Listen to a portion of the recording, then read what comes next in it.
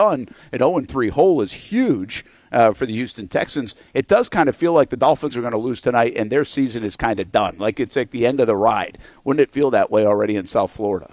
No, without a doubt. I mean, I think in terms of coaching hot seats, no one's hot seat is hotter right now than Mike McDaniel. And you get the sense of, you see some of the body language coming from like a guy like Tyreek Hill on the sidelines.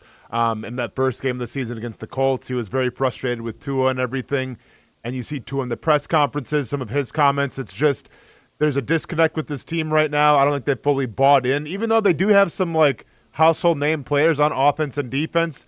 They just haven't bought fully into Mike McDaniel. I think this is going to be the last run for him. And now I think it's about do you want to salvage what you have and just ride out the season, or do you start shipping guys off? Because I feel like Tyreek Hill, even though he's a little later on in his career, has had some injuries, he's definitely a guy that's going to fetch a pretty good price tag, I think, in terms of draft capital if you want to trade him away before the season's over.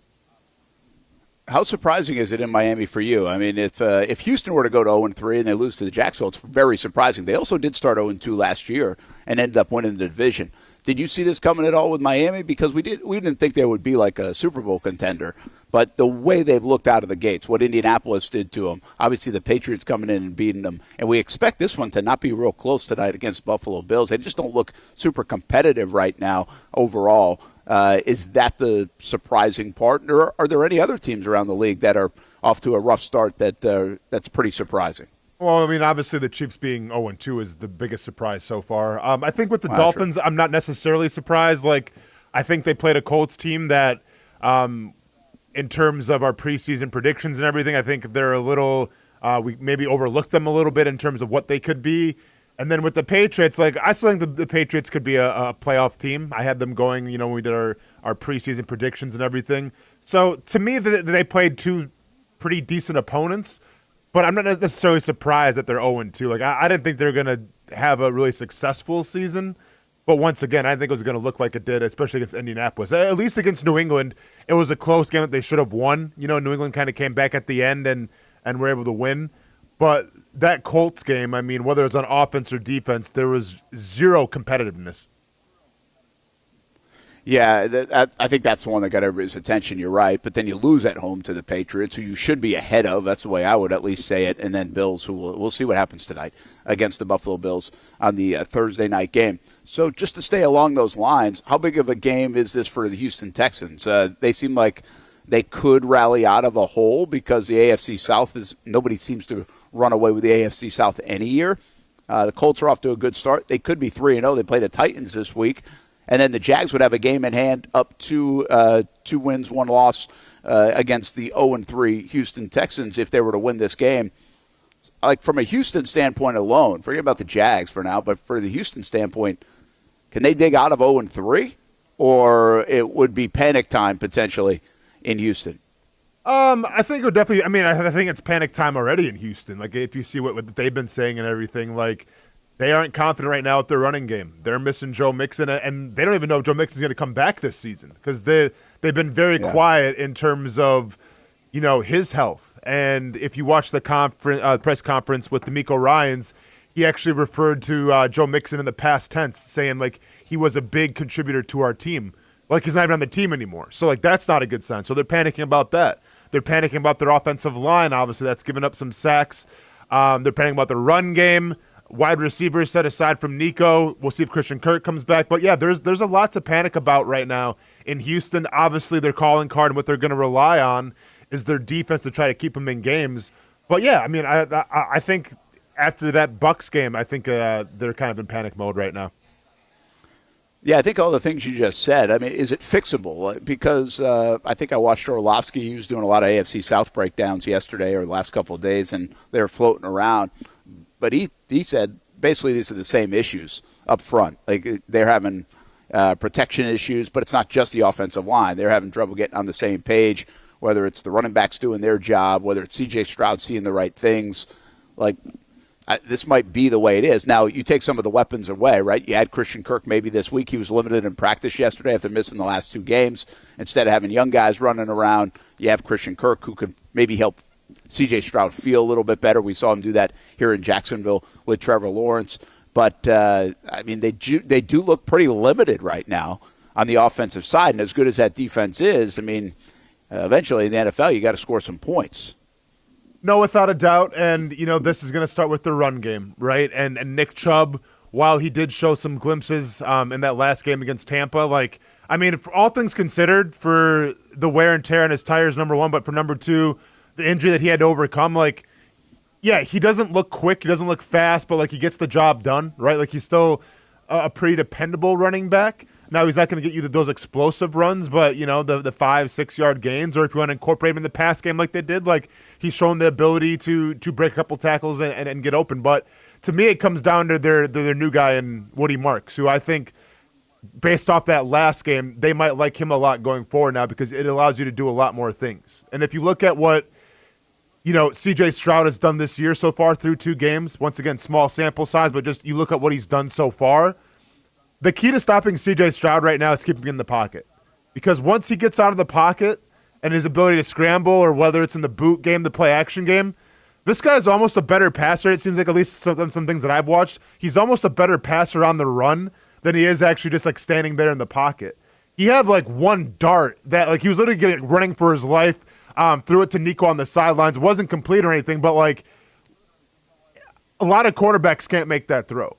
So I think when we talk about the rush discipline, depending on how you're going to treat the blitzing and everything, are you going to have the games up front where you do the text and exit games with your defensive linemen? Whatever the case may be, there's going to have to be ultimate communication now between these defensive linemen, because if he gets out of the pocket and there's room to run, number one, or there's room to maneuver, number two, to throw, that could be where the Jacksonville Jaguars get beat. Yeah, that's where you can be most dangerous, especially with a guy that's comfortable in that spot. I mean, Mahomes does it. Stroud did it a lot his rookie year. And if that's where things are breaking down, plus Nico Collins, that relationship has grown over 3 years. You can beat some guys deep. You get out of your coverage stuff. So something to watch. We're going to talk about it in just a little bit, but Daniel Griffiths brings up the Jags have been pretty good against Will Anderson and Danielle Hunter. And actually, Josh Hines-Allen and Travon Walker have performed pretty nice over the last couple of years against the Houston Texans as well. So that's really the game within the game is, can the Jags make C.J. Stroud uncomfortable, but maybe not get him to a point where you're talking, Austin, too far out there to make those off-schedule plays? And then how do the Jags do on Danielle Hunter and Will Anderson? Anderson coming off a huge game on Monday night. Travon Walker coming off a huge game last Sunday. By the way, Travon will be our guest tonight at Jaguars All Access, String Sports Brewery in Springfield, 7 o'clock right here on the Action Sports Jacks 24/7 network, and also live on CBS 47 this week. I thought the Azeez Al-Shaiir story and the Trevor Lawrence story could take on a lot of legs. I don't really think it's happening. I think both teams have kind of squashed it, if you will. Liam Cohen, Trevor Lawrence specifically. Al-Shaiir was asked about it. I want to let everybody hear that if you didn't, from a station in Houston, and get the response. I think the fans are so hyped up about this part of it, right? About they want to see Brenton Strange hit Azeez Al-Shaiir and block him into next week, right? But before we get to this, let me ask you this, Austin. How much of this is on the mind of a player? Do you really feel like it impacts other people in the room? There's half the locker room that was here last year. There's a new coaching staff. How much of this is more outside than it is actually inside Jags headquarters about this maybe underlying theme going into Sunday's game?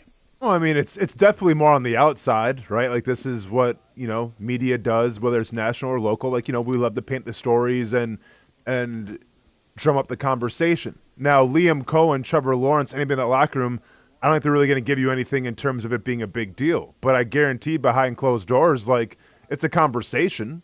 Now, is that the motivating factor? Is this what's going to get guys up to play at their best? Absolutely not, right?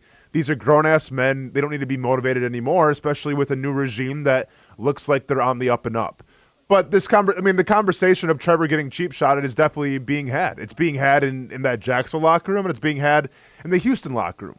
I think the biggest thing is if you want to use it for a little more motivation, more power to you, but you can't let it overtake you where now you're getting, dumb penalties, personal fouls and everything because of that incident last year. All right, so let's listen to Azeez Al-Shaiir. He was asked about it. We know, I think you probably heard Cohen. Cohen's like, if that's on our mind, then we're paying attention to the wrong stuff.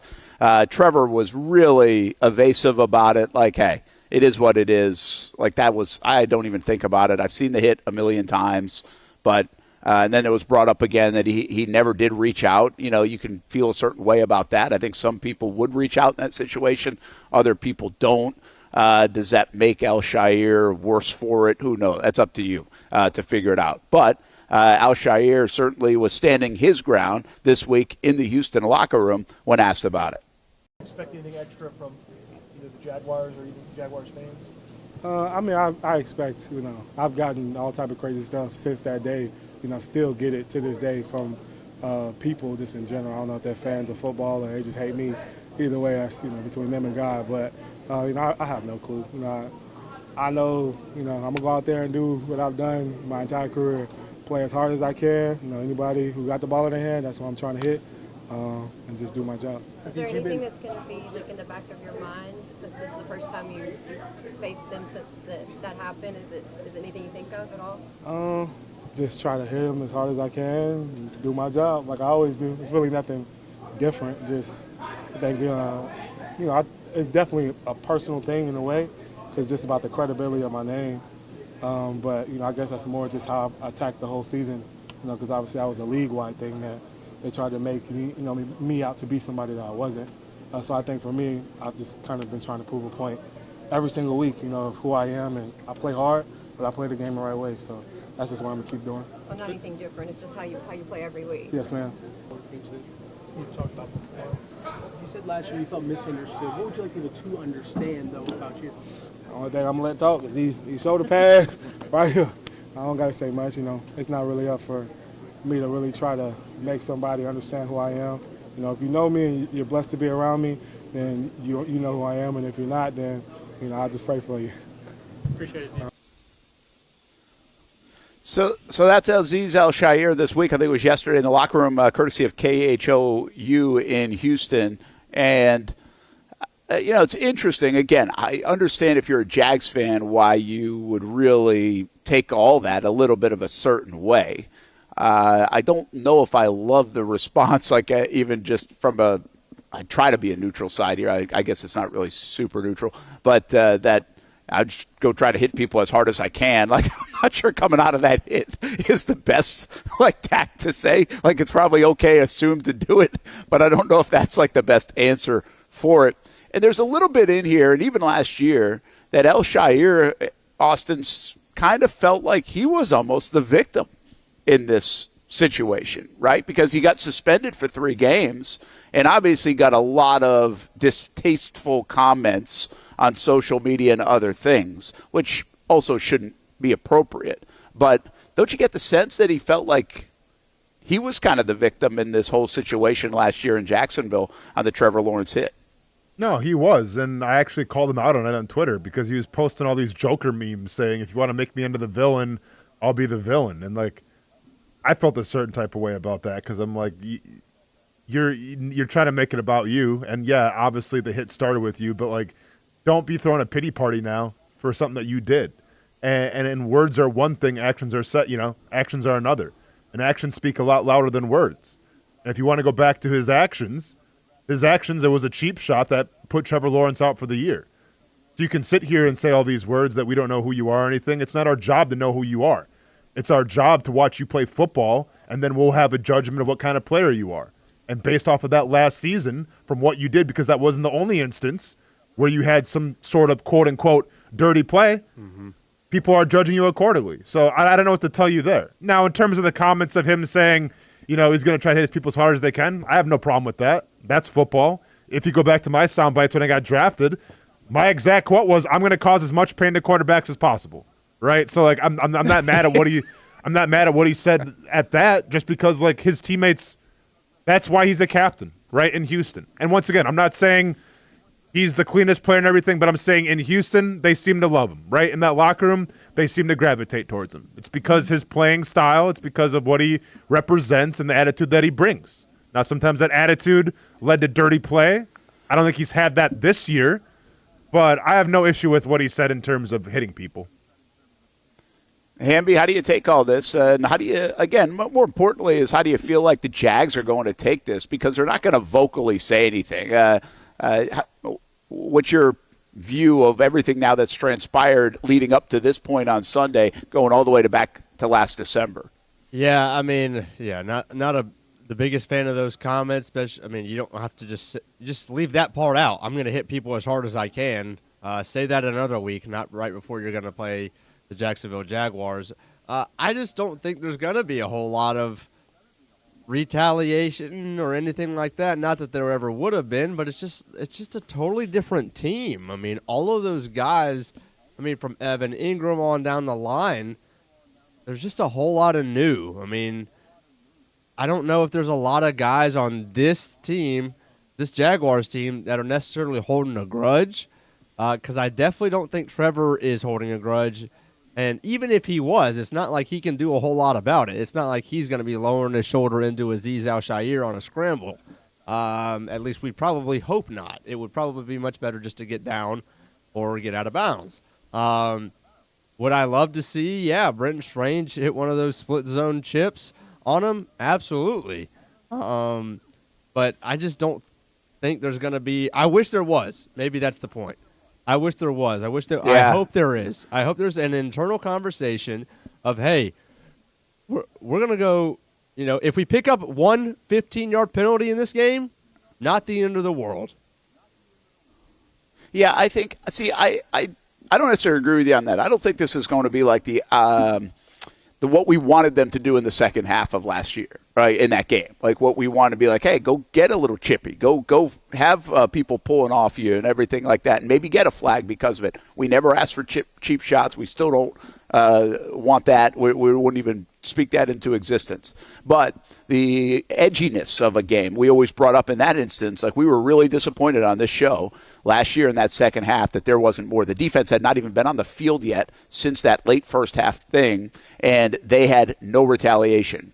And the best Doug Peterson could basically do is like, we don't want any retaliation. That's what he said at halftime. So, like, play clean football, blah, blah, blah, blah, blah, all this stuff. Well, that ain't it. We didn't like that. We thought it should be more Pittsburgh Steelers, Baltimore Ravens, chippy after plays, a little beyond the whistle maybe. They got to separate you, those kind of things. So I don't think we're going to get retaliation. I don't think you should get retaliation. I don't think that's the way this thing is approached. I just feel like there's a little bit more, they love to use the word edge. I feel like there's maybe a little bit more edge to the week. Why not? If you're showing that on a Saturday night video, if you're just trying to all week preach, hey, look how physical this football team is that has owned the division the last 2 weeks. They'll even do things like this. Now, we don't want you doing that, but this is how physical they're going to play, and they're not going to back down. So I think it's just a way to kind of heighten the awareness, Austin, of how physical you have to be in the division against the two-time defending division champs, a team that you can punctuate this conversation with has beaten you 7 times straight at home, 9 out of 10 or 10 out of 11 at home, whatever that is.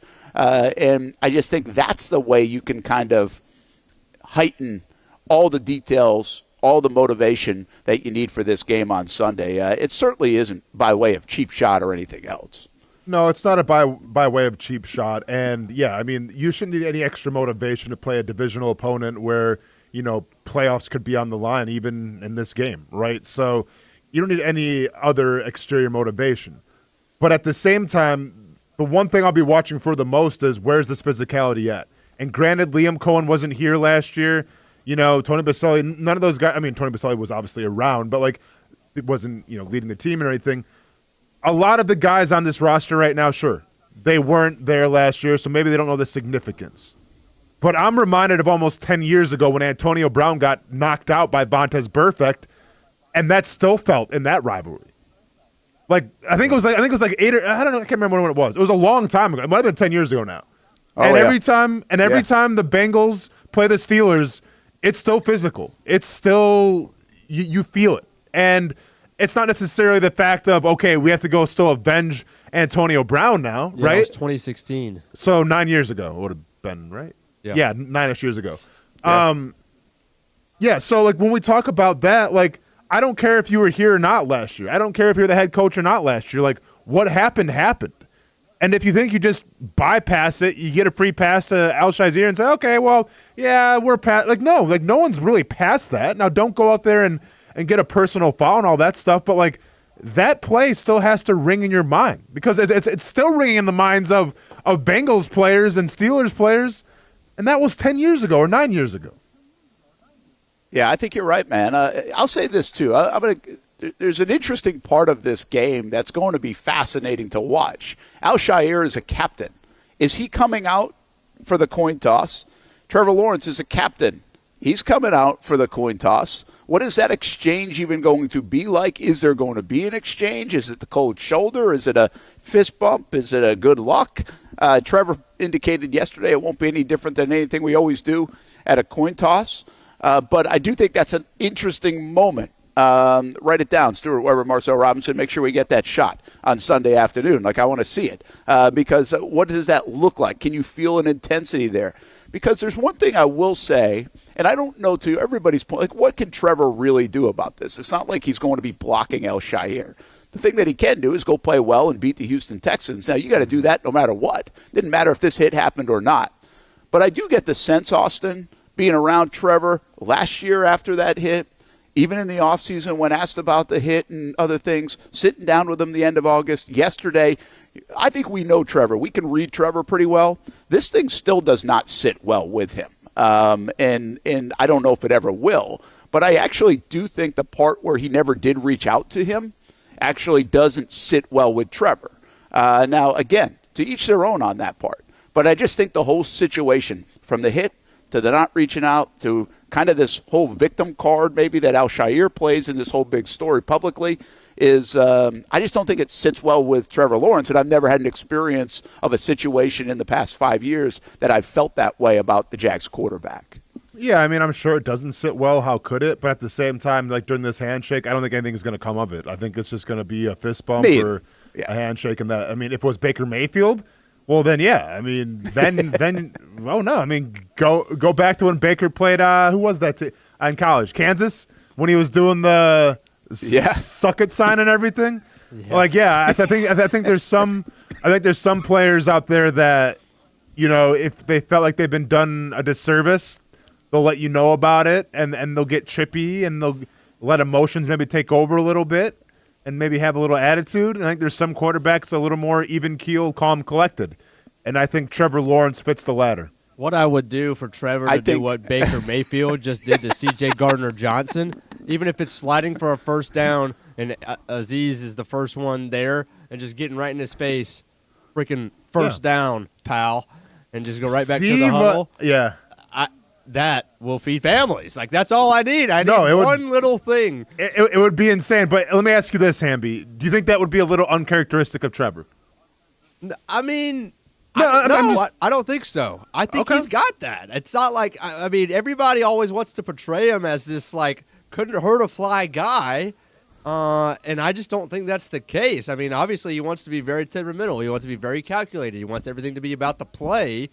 But as a competitor, if you freaking scramble and he's the first one there, right in his face, first down, let's go. No, I would hope so. Like, I mean, listen, I'm asking for it, but I think. Well, you guys are right on. I don't think it comes in like a run play like in the first quarter, though. I think remember guys against Tennessee when he did it at the end of the game and was pointing to the scoreboard. Like, when you're up in the game, the hope is you could be up in the game, and then there's some jawing that sometimes goes back and forth with teams. I could see that happening if the Jags can have the lead, be able to grind out the clock, and be in that kind of formation. To me, that's the one play that really registers with me at Trevor when you think of this stuff. I don't think he's doing the suck it sign like Baker Mayfield. Let's just say that. But I do think there's an opportunity where he does tap into that competitive nature a little bit, like, hey, not the even keel Trevor. And it would come maybe, and even a little bit of pushing and shoving from his offensive line. Like, we got our guys back, but it has to come in a win.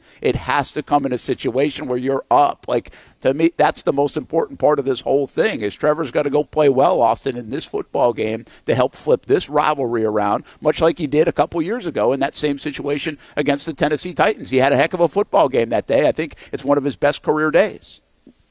Yeah, I mean, obviously Well, I shouldn't say this is all on Trevor Lawrence to go out there and win the football game, because I think that the run game is going to be extremely important as well. But if you want to talk about a confidence booster from Trevor's, side, I mean, say what you want about him, the ups and downs, the hospital balls, which seems to be the brand new, narrative now that everyone seems to be using. Oh yeah, that's like the trending word now is hospital balls.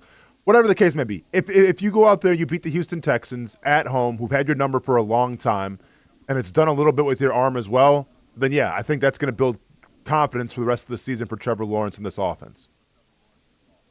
Yeah, me too. All right, let's stay on the Jags, and we'll get some sound in, by the way. We got to get to BTJ. He talked yesterday, so we'll hear from Brian Thomas Jr. Coming up here in this 10 o'clock hour. I thought Robert Hainsey was really good, and he's played really well so far this season, but I thought his comments were pretty good about just how they're having the success that they are having right now. We'll also get to Daniel Griffiths talking about the run game and also a little bit about the pass rush game in this one against Houston. Talk Dolphins, Bills, which we did a little bit already. Let's go fishing coming up, presented by Nimnick Buick GMC, Armor Guard Exteriors, Gutter Helmet of NorthFlorida.com, and laying down the law a little bit later with Kenny Lay and Associates. By the way, we're at Baker Sports. We are live, and hey, don't forget they've got a moving sale, a little sidewalk sale at their old location, which is Beechwood Court in Jacksonville, right off Beach Boulevard. And it is going on actually right now, today and tomorrow, 10 to 6, and then Saturday, 10 to 4. And you can get apparel, footwear, equipment, furniture, and more, starting at 50% off while supplies last. So that's Baker Sports over here at 3600 Beechwood Court, Jacksonville. And that is right off Beach Boulevard. So go check that out. We'll be right back. Hi, I'm Greg Mackey from Cycles of Jacksonville. Whether you're looking for a side-by-side, ATV, motorcycle, or scooter, we have what you need. Get a Moto Guzzi Stone Corsa for just $235 a month, or a Triumph Trident for as low as $207 a month, or the popular Honda Rebel 1100 DCT starting at a low $204 a month. Stop by and choose your adventure from all of our great brands, only at Cycles of Jacksonville on Atlantic Boulevard. Family owned and operated since 1983. Hello, I'm Kenny Lay of Kenny Lay & Associates. Since 2003, our firm has fought exclusively for the rights of men in family law. Divorce, modification of child support, alimony, custody, and more, all for men. A father is vitally important to a child's life, and being a man is not a reason to pay more in child support or alimony. I'm a single father. I get it. If you have a divorce or other family law issue, contact Kenny Lay & Associates at divorcemenonly.com. We've been telling you about the Action Sports Jax 24/7 network for over a year now. How to find it, what to see. Simply put, it's TV online. Local sports content all day, every day. Just like this. Did you always want to make history? Like, think that big, or just say, hey, I want to play in the NFL? I always say I want to play in the NFL. That's it back to her left side, takes a shot, and into the back of the net. Oh, what a pass. Oh, my goodness. What a pass. And they have been. We've been talking. We've been articulating. I did have a sense that they wanted to be bold, that they wanted to make a splash.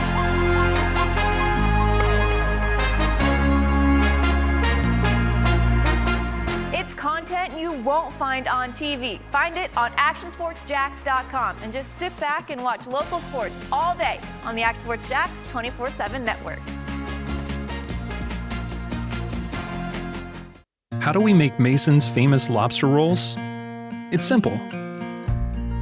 We get up before dawn, head into the open waters of Maine, haul in our traps by hand, and send only the best straight to our restaurants, where we add warm butter or chilled mayo with a squeeze of lemon and pile it on a toasted split-top roll, just like it's been done for nearly a century. That's the recipe for Mason's famous lobster rolls. What's been going on? We're both dealing with a lot of guilt right now. Can't sleep, can't eat. eating. See that brand new Hyundai Santa Fe? We only paid $4 for it. Looks like we're out of time. Breathing exercises. Inhale, exhale. Enjoy the new car. Okay, thanks. Deal so right, it almost feels wrong. The Hyundai Getaway Sales Event.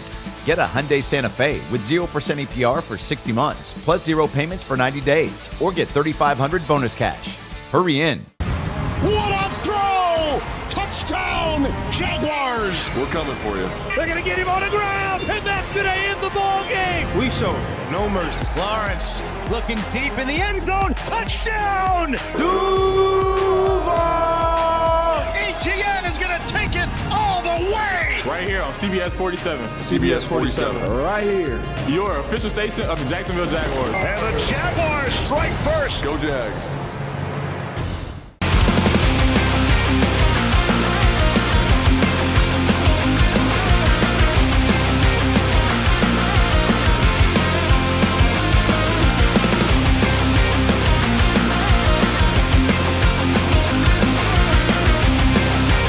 You have the opportunity to explore what you might want to do with your life. There's so many opportunities here that it can spark interest that you didn't even know you had.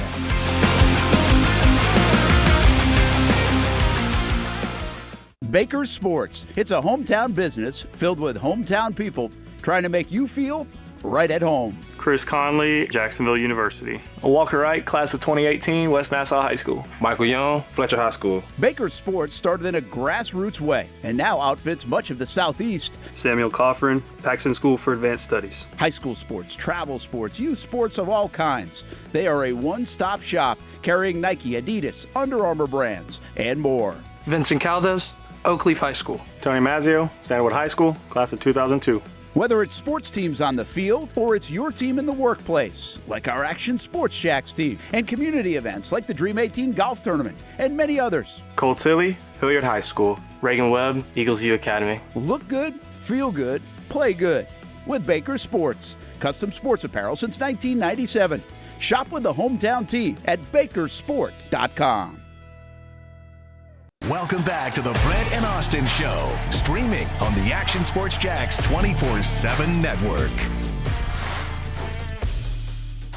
Shout out to Daniel Griffiths yesterday, providing us some interesting data in terms of the comparison of Rashawn Gary and Travon Walker. Pretty comparable. Now, keep in mind, Rashawn Gary, it took him a little more to acclimate, I feel like, because those first couple years, he wasn't even really the starter. He was more of a rotational player. And obviously, Travon Walker got thrown right in the mix. And if you listen to the show yesterday, I maybe brought up a segment where I remember back in the old show where I had this comparison, but it fell on deaf ears because Brent Martineau had other things on his mind, was able to get that audio. Now, real quick, things I want people at home to focus on here in terms of this audio. Watch how excited I am that I get to showcase, my prowess of studying defensive ends. Watch how much Brent Martineau just shoo-shoos me and does not care if anything I have to say. Watch how annoyed that makes me. And then at the end, listen to maybe a familiar voice trying to egg it on and piss me off even more. Somewhere on the board of what you could take. Mm-hmm. Like, to me, like, everyone talks about how Walker is like this athletic freak, and which he is by all means. But, like, it reminds me a little bit of like what Rashawn Gary was out of college, where Rashawn Gary ran a 4.58. He had a 38-inch vertical, a 120 broad jump, had an insane shuttle run, and like everybody was like so enamored with all the numbers saying he's a freak. Essentially, what everyone says about Walker, they said about Rashawn Gary. Now, if you remember how Rashawn Gary did his first couple of years, and keep in mind who Rashawn Gary was out of college, he never had, I think, a season over 5 career sacks in terms of his production. So when Rashawn Gary goes to Green Bay, and his first 2 years is very limited. And people were ready to call that dude a bust. Now, if you look at this past season, he kind of caught on, and now all of a sudden he's, in terms of statistics and everything, he's one of the better pass rushers in the entire league. But it took him a little bit to get acquainted. 6'4", 277, 34 and 1/8 arms, 4.58, 40. Pretty impressive. When I see Walker, well, that could essentially be the same path that he takes. And I think if you talk about the Jacksonville Jaguars taking him number 1, are you okay with saying, okay, well, maybe he's going to have maybe a first, a 1 year where he's got to get ingrained in it. Maybe it's going to take him 2 years to kind of get his feet acclimated a little bit. Or do you want a guy that's going to come in right away and set the league on fire? I'm not sure if Walker's going to be that guy. So you might have to have a little more patience with that dude. So if that's the case, then yeah, I would say there is a risk there in terms of how patient you are. Now, you won, 3 games last year? how patient can you afford to be coming off what you showed last season? Yeah. Hey, I tweeted out, by the way, I know Bulky hasn't built up equity, but all drafts are about luck to some degree. And I don't really think this is up for much interpretation here. So I just wanted to share what I tweeted. Breaking news here. Like Breaking. Overall, a pretty nice guy, right? Like, not probably as nice as some people would say, but overall, pretty nice guy. Yeah, for sure. Sorry, man. I'm still in Rashawn Gary mode. I thought that was a fantastic comparison. It was a good comparison. But then I got thrown off by the fact that Sam said, fact that y'all believe the draft is luck proves y'all are clueless. I don't think did I say it was luck? No, I did. Yeah. I said there's some luck to some degree but in the he draft. said you guys. Don't put me in the guys. I don't know. But okay. Sam, I'm just going to say you're an idiot. Oh, ouch. So that's what I'm getting at here. You can call us clueless, then you're an idiot. That's an idiot. Because there is luck in the draft. Well, yeah, for sure. There is luck in the draft, Yeah, okay? yeah. So if you don't think there's luck in the draft, then you're not only clueless, but you're an idiot. Because all I have to do is tell you Tom Brady to tell you that there's luck in the draft. I can give you Max Crosby, Yannick Ngakoue. I can give you 5 million names to show you there's luck in the draft, or you wouldn't be drafted in the 3rd round, 4th round, 5th round, 6th round of things. Okay. Sam, you happy with that? My goodness, do you think Sam. Do you think Sam was just maybe trolling a little bit and didn't, you know? It's Sam. No, Sam actually. Sam Sam says verified? correct. They drafted a QB and developed him. You're welcome. Yeah, they drafted Tom Brady to develop him in the 6th round. That's what they did to turn in the GOAT. Who's Sam? I don't know. Who are we talking about? Okay. Go. Hey, it's on Twitter, man. We're on Twitter, just to let you know. No, Facebook, we YouTube, are on and Twitter, Twitch. but now we're letting one comment dictate what we got to go? I like what we're doing here. Yeah. Yo, we're just going to grill people now? Screw Sam. You got to hold somewhere on the board of what you could take. There we go. Might have been one of the best points ever made on the show, but not like it mattered because Brent was concerned about a guy on Twitter who had like 8 followers. And we had to crush my whole NFL comparison of Travon Walker and Rashawn Gary because of it. Never brought it up again. It's all good though. Until now. Yeah. Yeah. You know, this is triggered like, somewhere. Yeah, you were triggered. You were definitely triggered. I was triggered, locked in. You just had done such a great point, I didn't have another comment. It was just so good. Hey, and then the best part is because obviously it's longer, but then you actually come back because I think it was, I forgot who it was actually. Somebody posted like the Raz score and said Austen actually made a really great point about Rashawn Gary and I think it was Delphonic about Rashawn Gary and Travon Walker. So then you bring it back up like, well, hey, actually there might be something to this. I go, no, I'm done. I'm not talking about it anymore. Like I was over it. I was over it. Oh, no. Hey, I had receipts, Brent. This is revenge week. Trevor Lawrence gets revenge on, the cheap hit. I get revenge of when Daniel Griffiths has something I'm actually like die hard into where it's like, okay, Rashawn Gary and Travon Walker, boom. I've heard that before. Yes, you have. That was a good pull. It was a good, right. I love Casey out at that the very end. Oh, Casey just egging it on at the end, too. Yeah, of course. Yeah. Shocker that I left to go other places after that. Shocker. It was shortly after. Shocker. He never got over it. That was the nail. He never got over it. Oh, no.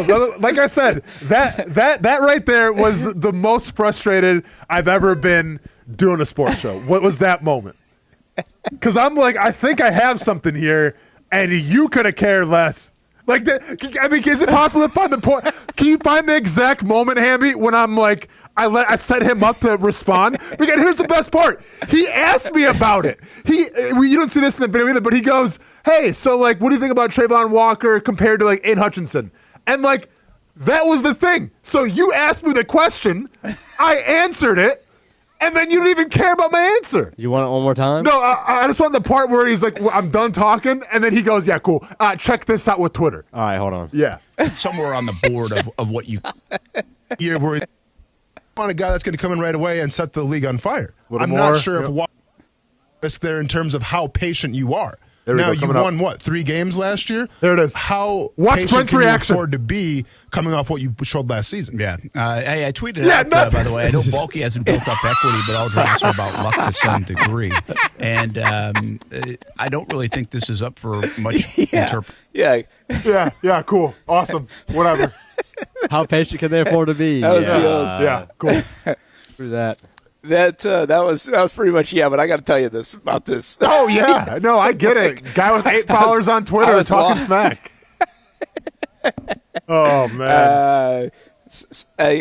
Years later, since we haven't seen a sports psychologist on that whole segment, I would just like to officially say I'm sorry. Oh no, it's all good, man. Hey, that's show business. You know what I'm saying? That's show business. Wait, time out. I'm not sure it's fully all right. We're here in 2025, and you're still bringing it up. Well, yeah, man, because, hey, who are you dealing with? You're dealing with someone that's got a pretty damn good memory, and when that memory gets triggered with a Daniel Griffiths article, sometimes you got to, you got to take your talking to. It's all good. It's good. It's crazy. I said this to the guys yesterday. I think you had already left. I think you had already left, or maybe had gone to the bathroom or something or break. I was like, this dude's he's got a memory of an elephant.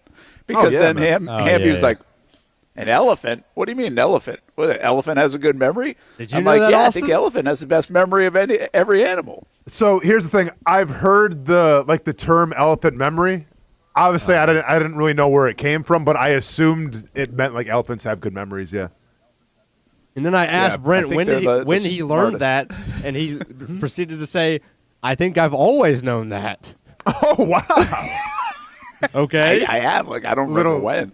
It wasn't like I looked it up on Twitter. You get a little nugget on Twitter once in a while, and you're like, oh, that was kind of cool. I didn't know that. No, I think this goes back to probably like my mom or something. She might have said it like way back in the day, so it always stuck with me. But Austin does have a hell of a memory. It is unbelievable how he remembers those moments. I would.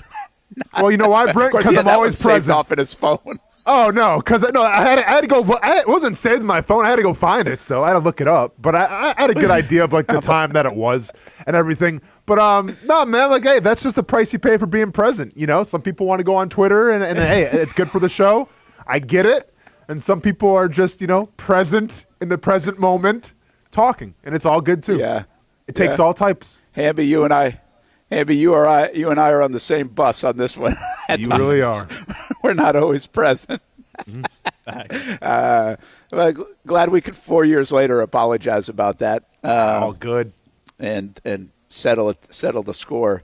Is there anything else you'd like to get off the chest? Give me some more ammo and we'll see. You know what I'm saying? We'll see what Dan Griffiths has today. Maybe it's another great point that I had a couple years ago that got shot down due to some dude on Twitter. We'll see. Hey, Griffiths, thanks for writing for us, man, but the time is done. Oh, man, don't let me get Griffiths fired. Dude's doing some good work, man. Come on now. Yeah, he is. Come on now. We'll take a look at some of that work throughout the day. Hey, I just real quick, do we have Brian Thomas Jr. yesterday? Yeah. We have the whole thing, Hamby? Yeah.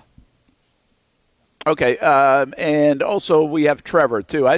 I thought Trevor. I don't know which way you want to go with it first. You let me know whatever you got queued up. But first of all, I was pretty surprised that Brian talked yesterday. I think because last week he talked on Thursday in the locker room, not Wednesday in the locker room. So I think it's something that again he faced the music Sunday. He faced the music again. I think what's worth noting here for casual people that don't know Brian Thomas Jr., I said this Monday as well, he doesn't love being interviewed when he has a 150-yard game and 2 touchdowns, okay? So, this is not, his sweet spot. This is not all right, bring it on, here we go. But he does it, and he did it last week. Some people say he didn't do a great job with last Sunday. I didn't mind the way he answered the questions. This is a frustrated guy. He had a tough game. He at least answered the questions. I didn't expect him to answer them in much different of a way that he kind of did. Some people would be bothered by it. Then other people would be like, hey, at least he faced the music, and he faced the music again on Wednesday. So let's hear what Brian had to say yesterday, a few days later after Sunday's game, which everybody knows wasn't great, and how he's at least trying to process getting past it. Bounce back. You said how do I manage to process it? Yeah. I mean, same as every week. Move on to the next week. You got a whole new game coming up, so just moving on to the next week, whether it's a good game, bad game, same way. How are you feeling physically? I know Liam mentioned you were dealing with a little wrist something. I'm feeling pretty good. I mean, that's not an excuse for dropping the ball or whatever. Just got to go out there and make the play. Well, I feel like I was good enough to go out there and play, so I just got to go out there and make the play. What have the conversations been like with your teammates, and how much do you feel the support right now after that game? I mean, they're super supportive. They just steady pushing me to be the best that I can be. So, I mean, yeah, they're super supportive. They know what I'm capable of and what we're capable of as a team. So, yeah, they're just pushing us to be the best that we can be as a team. Would you call what you're in a little bit of a slump, and have you been in something like that before? Is that what I call it, a slump? Yeah, look, just a slump or something like that, and have you ever been in one or have been in a similar situation? Nah, I wouldn't call it a slump. I mean, I just got to go out there and execute, make the plays. I wouldn't say I'm in a slump or nothing. Just got to, when my name called, my number's called, you got to go out there and execute, make the play. That's it. You think it's an overreaction to a couple of games? I mean, I don't really. People look at it how they look at it. People got their own opinions of everything. So I mean, you look at it how you look at it, however you want to look at it. I know. Like I said, I know what I'm capable of. I know what I can do. So yeah, everybody got their own opinions. So it is what it is. How much are you chomping to go play again? I mean, the bad part about this sport is you got to wait a week. I'm super excited, man. I'm just ready to get back out there. But I mean, start out here on the practice field. Got to take it day by day, and just keep striving and be the best that I can be. Simple as that. Yeah, listen, this isn't a fun time for Brian Thomas Jr. There's no way around it. Austin, I'm interested in hearing it back. I was there, obviously, for the interview, but that's the first time I've heard it back. And I'm thinking during that interview, I'm like, what is Austin going to think about this interview?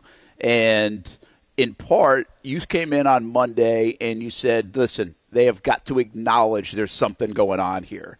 And I would look at that interview and I'd say, okay, I'm not sure they've acknowledged that there's something going on here. But I also don't necessarily think that acknowledgement has to come through the media with Brent and others asking questions. So I guess a few days later, I'm still not sure if those discussions have been pretty point blank, like, hey, there's something going on here besides I know what I can do in this league. Yeah, we do too. We saw it. But it might be deeper than that, and I'm not sure. Who knows if they got to the bottom of it earlier this week. Yeah, I'm not trying to harp on the media here because obviously I'm part of said media, so I have a appreciation for what everybody does. But at the same time, being a former athlete, I'm the first person to say he doesn't owe the media anything in terms of the situation. I think it was a very just, professional answers, not really revealing too much. And that's kind of always been Brian Thomas Jr., whether he's up really high or whether he's really low. I do appreciate the fact that he seemed to kind of keep his same demeanor and his same personality.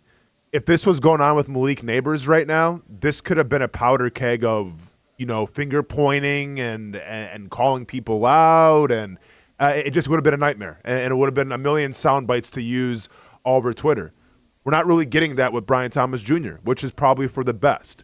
So even though he's not giving us much in terms of what the media is covering, I'm going to echo what you said. I hope behind closed doors, there's some things getting addressed. Because if they're not, because once again, this isn't a slump, right? And it's not just a case of, okay, you had a couple bad games, because we're seeing you not play up to your full potential.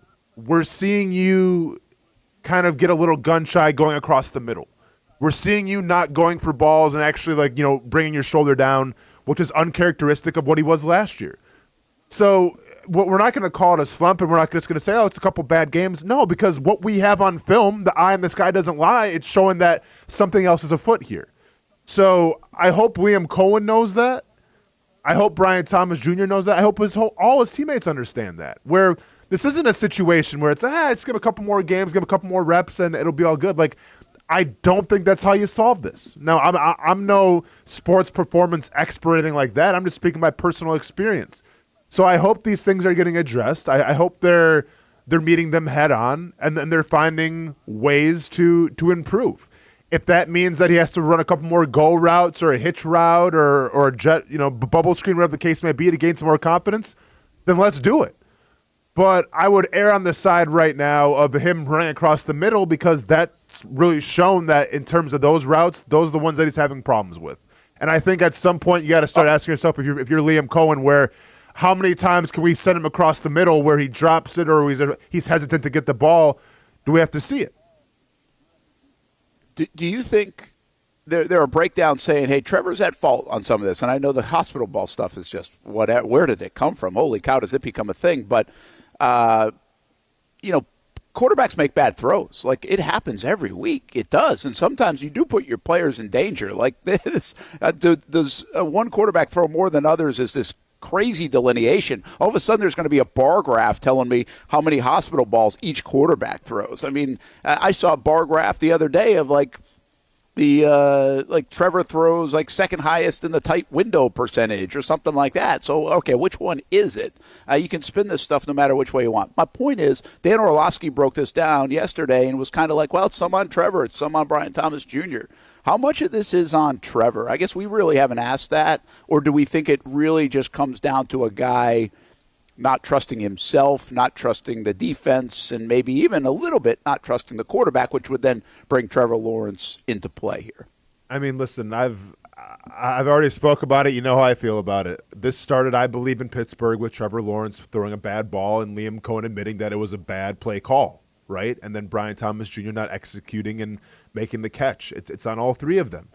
And now I don't know how you handle that. I don't know if you got to have a bonfire after practice and sing Kumbaya to try to get everybody on the same page. I don't know what you do. Honestly, I don't. If I had the answers, I would tell Liam Cohen. I'd call him up. I would use your cell phone, go to his number, and I'd call him up and say, here's what you do. I really don't know what you do. But if it was me, knowing what I know and thinking this all stemmed from that Pittsburgh preseason game, I would try to do everything in my power if I'm Liam Cohen to gain him more confidence in running routes that, are a little quote-unquote safer, per se. So, like, take out the in routes, take out the drag routes, and have him more line up on the outside and just attack the outside of the field. I wouldn't let him run across the middle until I see him gain a little more confidence on the outside. If it's got to be Travis Hunter running across the middle, Dwamie Brown, I feel like you can interchange some guys and help out Brian Thomas Jr. there. That's what I would do. That would be the solution if I'm Liam Cohen. Yeah, good stuff. I think so, too. I think Hamby's burner I just saw, where did Dan break that down? You can go to his Twitter. I mean, not that I'm Dan's publicist, but I think they do a good job sometimes. I thought it was an interesting deep dive conversation. I also disagreed with some of it, and I don't know. Like, Dan Orlovsky knows way more about all this than me, no doubt about it. But I think also you have to assume in his position that you know rules and other plays and things like that, because he breaks down like remember the play on the right side where it looked like Brian was running a go route and Trevor was throwing a back shoulder, and he was breaking down like the quarterback receiver rules on that. Well, I mean, he kind of put that one on Trevor, and it's like, well, I'm not so sure. If you're seeing Trevor, he's not past the defender on that play to then say go route. So it's just interpretation stuff. You have no idea. You don't know the call. You don't know what's supposed to be. Again, I like Orlovsky. I think he breaks it down in a very layman's terms way, but it doesn't mean he's always right either. I think a lot of this is just his interpretation of it. Speaking of interpretation, I just want to end this part with Brian Thomas Jr. on Trevor Lawrence, because there have been, sometimes I get carried away with Trevor on a microphone, and you don't always like that. But I do think I've always said this. There was one moment in Detroit a few years ago after Trevor almost got hurt, where I thought, remember we thought Trevor got badly hurt in that game. He came back, played. Jags got their butt whooped. And I remember that post game because it felt like he called the locker room out on the podium. And I just always remember that because I was like, that was Trevor like speaking pretty loud as a young football player and the quarterback of this team. I thought he had another one of those moments yesterday, not calling anybody out. Instead, being like, listen, I'm going to grab control of this Brian Thomas Jr. situation. And essentially, this was Trevor's version of Aaron Rodgers saying relax, in my opinion. Here it is. it's football. I mean, it doesn't always go perfect. You know, obviously we would love to start off hot these first 2 games and our connection be, you know, ripping and me finding him everywhere and him having a great year and all those things. But I mean, we're in week 2, everybody. So I think we can all just take a deep breath, give BT a little space. You know, he's going to be just fine. Not worried about him at all. Just something we got to continue to work at, and you know, we're going to have a good plan for him each week to be involved. And he's too good of a player to not, you know, be involved and make those plays down the field that we all know he can make. And got all the confidence in the world in him, and excited for just another opportunity for him this week to get going. Also, I thought that was a good moment for Trevor. I thought he's like, listen, we get the noise. Like, I can hear the noise. We hear the noise. We know what everybody's saying. We know what it looked like. It was almost like this acknowledgement of, okay, but I got my guys back, and kind of settle down. Settle down. We got a long way. We're not going to make this a thing. I thought it was a pretty good moment for Trevor yesterday right there. That's a quarterback having his wide receivers back, and that's what you want to see. You know, I think that comes with experience and everything, and being a locker room leader. I think you saw that from Trevor. Yeah. So, hey, we'll see if they can get him on track. This game's not ideal to get him on track. He's got to go up against Stingley, who's maybe one of the best in the game, or is one of the best in the game. And that is going to be a tough battle. But here's the other side of that. If they can get him on track somehow, if he can have a couple of sporting goods, which is also Pro Gear and Burbank, all under one roof now, their newest location. We'll tell you more about Bakers throughout the rest of the show. We talk a little bit more ball. We got Let's Go Fishing still ahead. It's all next. Coming up live on the Action Sports Jax 24/7 network. When it's time to get a new car for anyone in your family, just remember, nobody but Nimnick, the #1 Buick GMC dealer in Jacksonville. Get the latest price breaks on 2023 and 2024 models, or the newest 2025 vehicles in the showroom on Phillips Highway, or shop online at NimnickBuickGMC.com 24 hours a day. GMC Sierras, Yukons, and the redesigned Acadias, or get the all-new redesigned line with Buicks. It's nobody but Nimnick, and part of the reason why is this is a first-class buying experience here at Nimnick Buick GMC. You're not just a customer, you're a friend. This is about getting a vehicle that best fits you and getting you on the road, and also helping you and your family down the road. Nimnick has a treating you right guarantee, courtesy, respect, fairness, and most Buicks, GMCs, and Jacksonville's only Car Bravo dealer, nobody but Nimnick. Who has put in the most years and stands behind a better experience? Nobody but Nimnick. GMC. We are professional grade. Putting your needs first. It's the backbone of how First Florida Credit Union does business. In all honesty, you might as well be speaking another language when it comes to finances. Sure, I'm good with my money, but what am I missing in the fine print? That's what led me to First Florida Credit Union. They're the perfect choice for anyone starting their financial journey because they keep finances easy. Plus, they offer financial education and resources I can trust. So I'm always growing more confident. And as a young adult, I am constantly adding more responsibilities to my plate. From a car payment to a mortgage, it all adds up. Luckily, First Florida Credit Union makes sure it adds up in all the right places and not the wrong ones by offering better rates and lower fees than traditional banks, even if you're still trying to grow your credit. Because as a member-owned institution, First Florida genuinely puts people's needs first, rather than focusing on profit. So I know as my needs change, they'll be right there to help me reach my goals. Check out firstflorida.org to learn how you can benefit too. It's one of the hot spots in the area. Welcome you to String Sports Brewery out at the beach. Big crowd on hand tonight. The fans are here. And now the newest hot spot at the beach is open. String Sports Brewery in Jax Beach has opened its doors with rave reviews. We're going to be fans forever. Cozy up to the bar. Grab a seat in the sports-themed restaurant, or grab a seat outside and feel that breeze coming off the beach as the weather warms.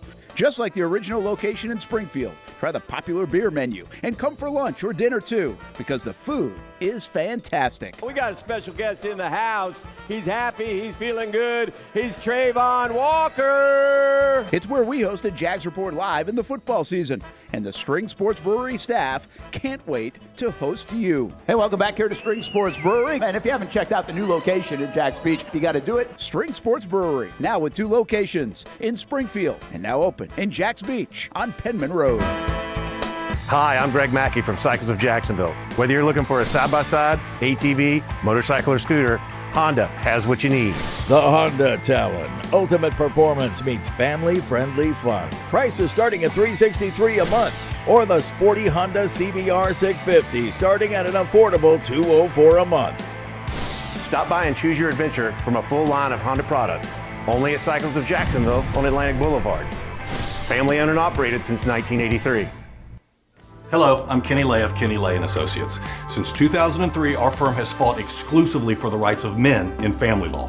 Divorce, modification of child support, alimony, custody, and more, all for men. A father is vitally important to a child's life, and being a man is not a reason to pay more in child support or alimony. I'm a single father. I get it. If you have a divorce or other family law issue, contact Kenny Lay & Associates at divorcemenonly.com. CGC Water Treatment and Plumbing is taking their 75-plus years of expertise and expanding to CGC Home Services. Water treatment and plumbing is still a big part of what they do, and now they can do even more for you. Home services like kitchen and bathroom remodeling, showers, sinks, faucets, toilet repair, backflow testing, and the list keeps going. Find all they can do at cgchomeservices.com or give them a call, 904-298-7052. It's a new look and a new name with the same expertise. They've been serving homes like yours since 1946.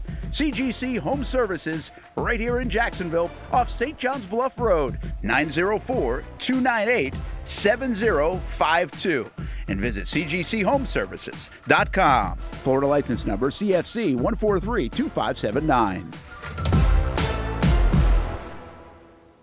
Welcome back to the Brent and Austen Show, streaming on the Action Sports Jax 24/7 network. Hey, welcome back live to Baker Sports, Burbank, and Pro Gear as well, as all under one roof now at this new location. And a friendly reminder that if you want a nice little sale going on, it's a moving sale for Baker's Sports at 3600 Beechwood Court in Jacksonville. That's right off Beach Boulevard. And Thursday and Friday, which is today and tomorrow, 10 a.m. until 6 p.m. And then Saturday, 10 a.m. until 4 p.m. You can get apparel, footwear, equipment, furniture, more, starting at 50% off while supplies last. So you can check that out with Baker Sports and get a heck of a deal on a lot of different things, especially if your kids or you are playing some youth sports right now, or, well, you wouldn't maybe be playing youth sports, but your kids might be. Get Dake Ronan over there, Austen Lane. Got to see if you can get some. Let's go. Some new cleats, new something. Football season's almost done. We'll be starting up basketball soon. They got any basketball stuff over there? I would imagine apparel would fit there, and footwear I think is mostly in the cleats arena rather than the basketball shoe arena, but maybe. Okay. And equipment. So maybe there are some basketballs. Let's go. You got a hoop at the house? Don't have a hoop at the house, so maybe I'll be in the market for that if they have one. All right. Yeah, you got to have a. Did you have a hoop at your house growing up? Oh yeah, like at my grandparents' cabin, there was one. I didn't have a net or anything, just it was like a piece of plywood with like a piece of metal, and that was the hoop. And then at my grandma's house too, where I lived, kind of the same thing. You had some plywood, you had a circular metal hoop, so yeah, made it work. Yeah, man, I love I can remember so many times as a kid shooting hoops like later at night because we had it on the garage. And, just the backboard thing was on the garage. Like, there wasn't, like, a pole and everything else. And, there was a spotlight. So you get a spotlight near the garage so it would give you some extra light. And I just remember that's one thing about we lived in a couple different houses, and I can always remember shooting hoops, like, later at night. Plus, I loved basketball at the time. Yeah. I think all kids, love basketball, like when you're 11, 12, whatever. And then middle school hits and Brent realizes that he's 5'3", and probably this isn't going anywhere. Yeah, reality starts to sink in. But basketball is always obviously a lot of fun. And even the kids now, they pick up basketball is always fun to play as long as you're playing with your same level. And then you think you're good, even though you're really not. Yeah. Well, and that's the cool thing. We need Media League basketball. Yeah, there we go. And you can relate to this as well. It always sucked growing up in Wisconsin because half the year it's snow, so you didn't get to shoot hoops outside like you wanted to. So you had to find the local gym. But my big thing, obviously I love basketball. I was right around when Jordan was doing his thing with the Bulls, so I was obsessed to say the least. But my big thing in the driveway was I would take one of my grandma's not waste bag, like one of her laundry baskets, and then I would play hockey. So I would take a wiffle ball, and this was like an unknown thing that used to do back in the day. You take a wiffle ball, you cut up a tennis ball, and you take those tennis ball pieces and you put them inside the wiffle ball, and then that has kind of like the feel of like a hockey puck. So I would practice all my hockey skills in my grandma's driveway, and I would do that for like hours and hours on end every night. Okay, wait, I've never heard of that. I have never heard of that. So, you cut open the wiffle ball. You rip apart the tennis ball. You put the tennis ball in. No, so you don't cut open the wiffle. You know, like what a wiffle ball is, right? Like it has like the circles in it. Yeah. Okay, cool. So then you take a tennis ball, you chop up the tennis ball, and then it's just like little like long strands of tennis ball, and then you insert those in the wiffle ball, the entire tennis ball into the wiffle ball, and then that, like, in terms of like on your stick, it feels a lot like a hockey puck. Just like the weight of it and everything. Kind of like, just like the weight and feel. Because like if you just use a tennis ball, it's too like willy-nilly. If you use just a wiffle ball, it's way too light. Like for whatever reason, and like it was the high school coach at the time in one of like the towns over from us showed me this idea, and it worked. Wow, that's cool. I really have never heard of that. We played a little street hockey but not a lot. Like I didn't do that a lot. I had a couple guys, friends that were playing hockey, but I wasn't a hockey guy at quite frankly at all. Just because I knew I couldn't skate or wasn't interested in it. I don't know why, but yeah, we had obviously everybody up in New England a lot of them were big into hockey. I just wasn't. Shout out to YB400 too. Rim, backboard, and a piece of plywood. It's real hard trying to bounce it off, dude. I used to play with my grandpa at the cabin, and because we had it was gravel and it was rocks, right? And it was dirt. So, there was no way of telling, you're just, you're in the zone, all of a sudden you just bounce off a giant rock and ball goes flying, turnover. It's just, hey, it's one of those things you have to get acclimated with. But there was one spot in that dirt where it was like a giant rock. I would put my right foot on that giant rock, did not miss. Probably like a 20-foot shot, would never miss from that. I had like a favorite spot. It was amazing. You had a spot on the floor, man. I had a spot on the man. floor. That's everyone's got a spot, you know? You know what's crazy is like I know when I was a kid, horse, you played a lot of horse, and that's a game that carried through. Mm-hmm. But we also played around the world a lot. And I just remember playing that a lot. But I don't really feel like this generation plays around the world, or you even maybe would have. I wonder if that was just my time frame or what? Did you play it? Yeah, we didn't play around so we played kick the can, we played capture the flag, we played a football game that I'm not going to repeat the name of because it wouldn't fly in these days, but it was a tackling game. Anybody that's listening knows the exact word of the game that I'm talking about. So we did that.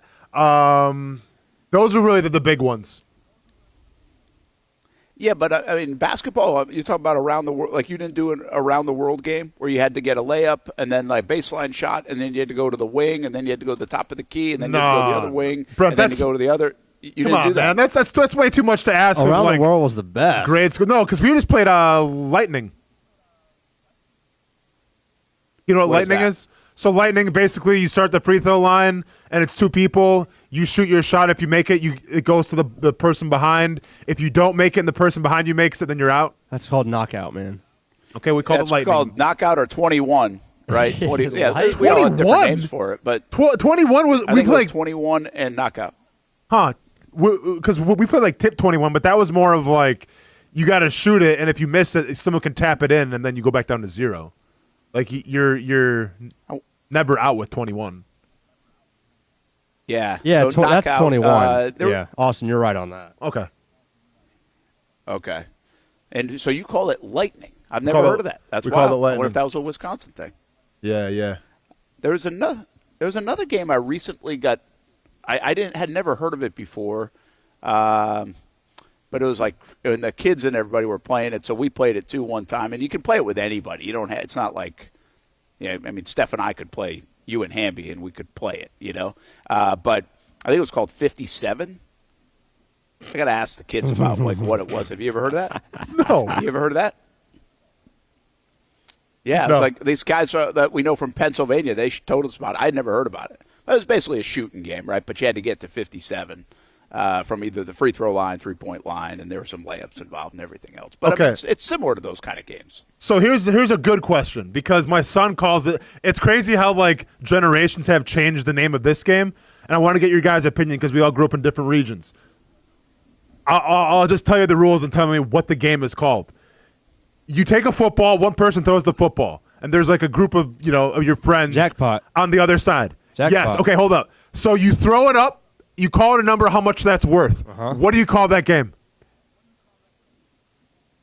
Hamby, you call it a jackpot? Yeah, dead or alive, all that stuff. Brent, the game where you throw it up in the air. You just try to moss people. And then, so here's the thing. Or you just call it moss. So here's the thing. I grew up calling it 500 because you'd say either 100, 200, 300, 400. Once you get 500, then you're the thrower. Right. But we also had 500 jackpot, where if it even hit the ground, you had to go get it. Yeah, dead or alive. Yeah, dead or alive. So, my son now, they play on the playground. They call it moss. Yeah. Obviously after Randy Moss, but I'm like, damn, man. Like, I never thought about that. Brent, you never played that one time? I don't remember playing that. Huh. I wonder if that's kind of new or I was just out of the loop. There's two possibilities and both could be true. Sure. Yeah. But kids. We played a lot of like football though. We did play a lot. I mean, I played a lot of football growing up. Like obviously two-hand touch in the street, but also tackle in front yards or at recess at school. Like we played a ton of football. You would think we would have played that kind of game if it was a thing at that point. Again, I'm like 10 years older than you. I mean, could that have just been a generation thing? I'm not sure. Or maybe it just wasn't our neighborhood thing. I'm not sure about that. Yeah. Maybe football wasn't even invented yet. Who knows, Brent? Sometimes I question your age. It's all good. We had a small school too. Like I wouldn't say it was like a super athletic school because I had my best friend. Like he was 5'10" in fifth grade. Mm-hmm. So like it would basically be, and I was fast at the time, little. But we were like athletic, and it felt like not everybody else was. We would literally like take on the whole school at recess, two of us against everybody else. Because anytime we needed a first down or a touchdown, I just throw it up to him. Oh yeah, there we go. Go get it. Go get it. I like it. Go get it. But yeah, I'm gonna have to get to the bottom of this 57 or 59. I kind of forget it now, but I'll get to it. So there are a lot of different games like that. Real quick, it's not a bad game. It's like it's fun. Is it called 57 after like Heinz 57, and that's why it's from Pittsburgh? Yeah, I don't know. I don't know. Can the I dude really put it don't together or what? I would venture a guess if you said the kids are from Pittsburgh and they call it 57. Maybe it's got something to do with ketchup. Yeah, I'll get to the bottom of it. I don't know where the origin of it came from. I'll try to explain it at some point because it's been a few years since I played it, so now I can't even remember it. Shout out to Daniel Kilkenny, by the way, too. That was the game I was talking about. Yeah, he's got it, but not Bust him up, throw 500 and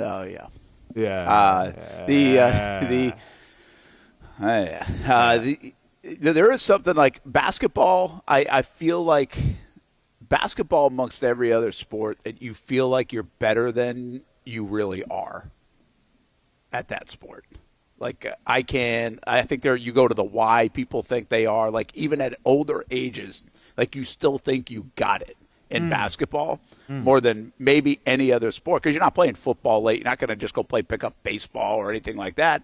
I'm sure tennis and golf, you can kind of say this, but I think there's like this, there's some ego involved, right? There's some macho whatever involved from the sport of basketball. Like, I still got this. Like we said it the other day on the show or something, didn't we? We were like, hey, yeah, we'll take you on. I think Hamby and I or somebody were like, all right, we'll go beat you and Casey or something. Oh, no. Come on, man. Don't make it against the team. I was talking about how if it's me and Casey down low and you and Hamby, like I feel like we could take on anybody in the town in terms of media. Now you're trying to pit us against each other, man. I was trying to say we had the team to beat. And now we're going 2-on-2, me and Casey versus you two, with, by the way, like my chances. like my chances. I probably would too. Yeah. But you're right. It was all four of us. We're going to go. We're going to get media basketball going again. I don't know if you want to see the results of the media basketball. That would be pretty ugly, most likely. Not fun. Probably not fun. Hey, let's do this. Let's get back on track here and take a break. When we come back, I want to get to Robert Hainsey. He has some good stuff to say, Austin. I think you're going to like it. And also, can the Jags keep this up in the running game that they're doing? I mean, this is a 2-week sample. Let's not get carried away. But they also were 26th in rushing last year, and right now they're first. Mm-hmm. And remember what Liam Cohen did in Tampa a year ago. I mean, if he continues on this trend, and they really run the ball, the accolades around the league are going to be enormous for a guy who turned Tampa into the top 5 rushing offense after being dead last, and the Jaguars from near the last to one of the best. So we'll talk a little bit about it, but Hainsey kind of explains it, and I think in a pretty cool way when we come back. Brent and Austin Show, Action Sports Jax 24/7 Network. Hey, don't forget to get down to Best Bet Jax. You got St. Augustine location, Orange Park location, also Monument Road. Great place to play some poker, great place to play some table games, place to eat and drink and watch the games as well on Saturdays and Sundays. You can certainly do that as well at St. Augustine, specifically Ace's Bar and Grill. It's the newest location. Fantastic place just to watch some ball on a Saturday and Sunday, college and the NFL. Texans and Jaguars, 1 o'clock on CBS 47. And, of course, don't forget tonight, Jaguars All Access, 7 o'clock on Fox on CBS 47 as well this week, and also right here on the Action Sports Jax 24/7 Network on ActionSportsJax.com. Most of us know how to throw.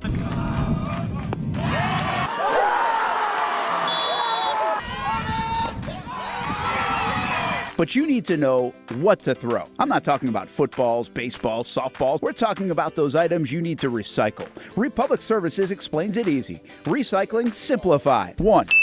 Know what to throw. When in doubt, throw it out. 2. Empty, clean, and dry those materials. It takes an extra minute, but it makes a big difference. And 3. Don't bag it. This makes the recycling process faster and more efficient. This is a look at the Republic Services North Florida Recycling Center. You can make this process even more efficient. By utilizing those 3 steps, Republic Services can help you become a better recycler in your home. Learn more at recyclingsimplified.com. For the game day hustle and every day in between, juggling my show Jag Social to going under the Friday night lights and a social life, it's a daily tournament. But this ride, MVP status. The all-new 2024 Lincoln Nautilus isn't just my car, it's my personal locker room, office on the go, and VIP lounge on wheels. Let's talk tech. My profile remembers everything from customizing my dash display to setting the ambient lighting and my signature scent. And wireless charging, essential for live tweeting scores. Whether I'm packing for a beach day with friends or heading to the gym, there's space for every passion. After dominating all day, this becomes my recovery zone. The massage feature is like having a personal PT on call. Life's a non-stop game, but with this ride, I'm always on my A game. The 2024 Lincoln Nautilus. Drive your passion. If you don't see a pit, it ain't legit. When you hear that, you think Bono's Pit Barbecue, a staple in Northeast Florida now for 75 years. A place that feels like home with friendly service, a meeting place for friends, family, or business occasions. On the menu, the corn nuggets are a favorite in our house, but there's something for everyone. Sandwiches, platters, salads, sides, desserts, and family feasts. You see Bono's all over the place in Northeast Florida. You know, there are almost 20 locations in the Jacksonville area now, so stop on by, sit down, and dine in with Bono's. You can also take it to go. There are drive-thrus in many of the locations, and they have delivery options too. Just download the Bono's app to make things easy. I signed up for the loyalty program, and you can too, to get special offers. If Jacksonville is home, few things feel more Jacksonville than Bono's Pit Barbecue. Celebrate 75 years and many more to come. Bono's Pit Barbecue. If you don't see a pit, it ain't legit. People helping people. It's at the core of what Alive Credit Union is all about, and it's been that way for over 70 years. From the start in 1954 to today, the mission remains to inspire financial wellness and give you a financially fit lifestyle. Alive Credit Union and its employees are committed to not only serving their valued members, but also our community here in Northeast Florida. I had a chance to see that commitment firsthand as Alive partnered with our Action Sports Jacks 24/7 team to bring you Armada men's and women's soccer broadcasts. Inside the 18, it is a shot, and it's a goal!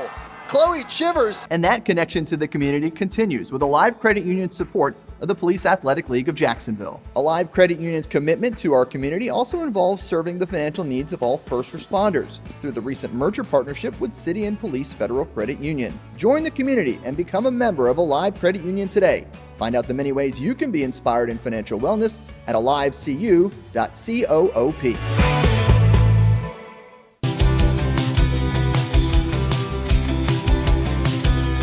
Welcome inside the Armor Guard exterior and gutter helmet showroom. There's a lot going on, like glass exteriors, replacement windows, and down there we have the retractable screens and awnings, plus hurricane protection. Let's talk more about those gutters, and to do that, we bring in Kevin. He's the owner, he's the expert. Why Gutter Helmet? Well, Gutter Helmet's truly the only maintenance-free product. It lets the trash and debris go on the ground, the water wraps around and goes inside. Unlike filters, they sit on top of the gutters, and the trash and debris build up on top of filters, which requires maintenance. With Gutter Helmet, we're going to keep you off the ladder, the most dangerous thing in your garage. With Gutter Helmet, you'll never clean your gutters again. So get off the ladder and put on the helmet. Gutter Helmet. Get a free estimate at gutterhelmetofnorthflorida.com. You can also call 904-762-7779 or visit the showroom on St. John's Bluff Road in Jacksonville. Welcome back to the Brent and Austen Show, streaming on the Action Sports Jacks 24/7 network. Prowlers making their season debut. Can we just make the Prowlers primary, please? I've been asking for it for the past couple of years now. I mean, that's a good-looking jersey right there. Like that's something right there where you start winning some football games. That should be the brand. Brent, your thoughts? Yeah. Well, I think everybody's in agreement. I think even Tony Baselli kind of is in agreement. I don't know when they can do that, make the move, if they actually do it. But I think there's definitely some momentum. They'll wear them 4 times, I think it is, this year. And this will be the first one on Sunday. And I will say this, guys. Paul Dozier joins us for Let's Go Fishing, presented by Dimmick Buick GMC and an Armor Guard. I'm thinking I'm at Baker Sports. It's Under Armour. Armor Guard exteriors at gutterhelmetofnorthflorida.com. The Jags seem to play well, guys, in the Prowlers. They have Brian Thomas Jr. Go look at his numbers in the Prowler jerseys from a year ago. So maybe that's a good omen, fellas. We could use a good omen against Houston on Sunday. Take whatever you can get. If you got to burn sage, you got to wear the Prowler jerseys, whatever it takes to get a W. It's all I care about. Paul Dozier, what's happening, man? Yeah, those teal pants they put on Sunday, they should just leave those in Cincinnati. I mean, those things look like they bought them at Dollar General on the way down the road in the bus. I just don't. No stripes, no nothing, right? I mean, it's just, they're just. I don't mind teal either. It's just they just don't look. They don't look like an NFL uniform. They look like something Long Island should be wearing. I don't know, Hamby. Did Long Island win this week? Great football team up there in Long Island. Might be the only win of the year, Hamby. Love it. Long Island doesn't know it, but the amount of run that they've had playing the Florida Gators, at least here on Jacksonville, the Brent and Austen Show, is enormous. From logos to mentions, we're now following them week to week to find out if Long Island, I don't even know what their nickname is, won. Sharks. Oh, the Sharks, man! Come on now. How that logo's not tattooed in your brain from Microsoft Paint? You kidding me? Yeah, it wasn't. I'd already given up to it. I had moved on. Hey, let's get to the fishing early today, Paul Dozier, and we'll see if we got some time for some other stuff. He's trying to so we don't have to save you. ask you about the Gators and Miami and everything else. College game day going to be there. But, hey, beautiful weather right now. Like we've talked about, like the different weather patterns we've had. I feel like it's really nice out, but does that make it really nice on the water? Yeah, it's beautiful. It's gorgeous offshore yesterday. A good friend of mine went out fishing towards the Gulf Stream. Captain Drew Castle and the ringleader, and they caught some nice blackfin tuna, caught a sailfish. He heard of a couple wahoo being caught.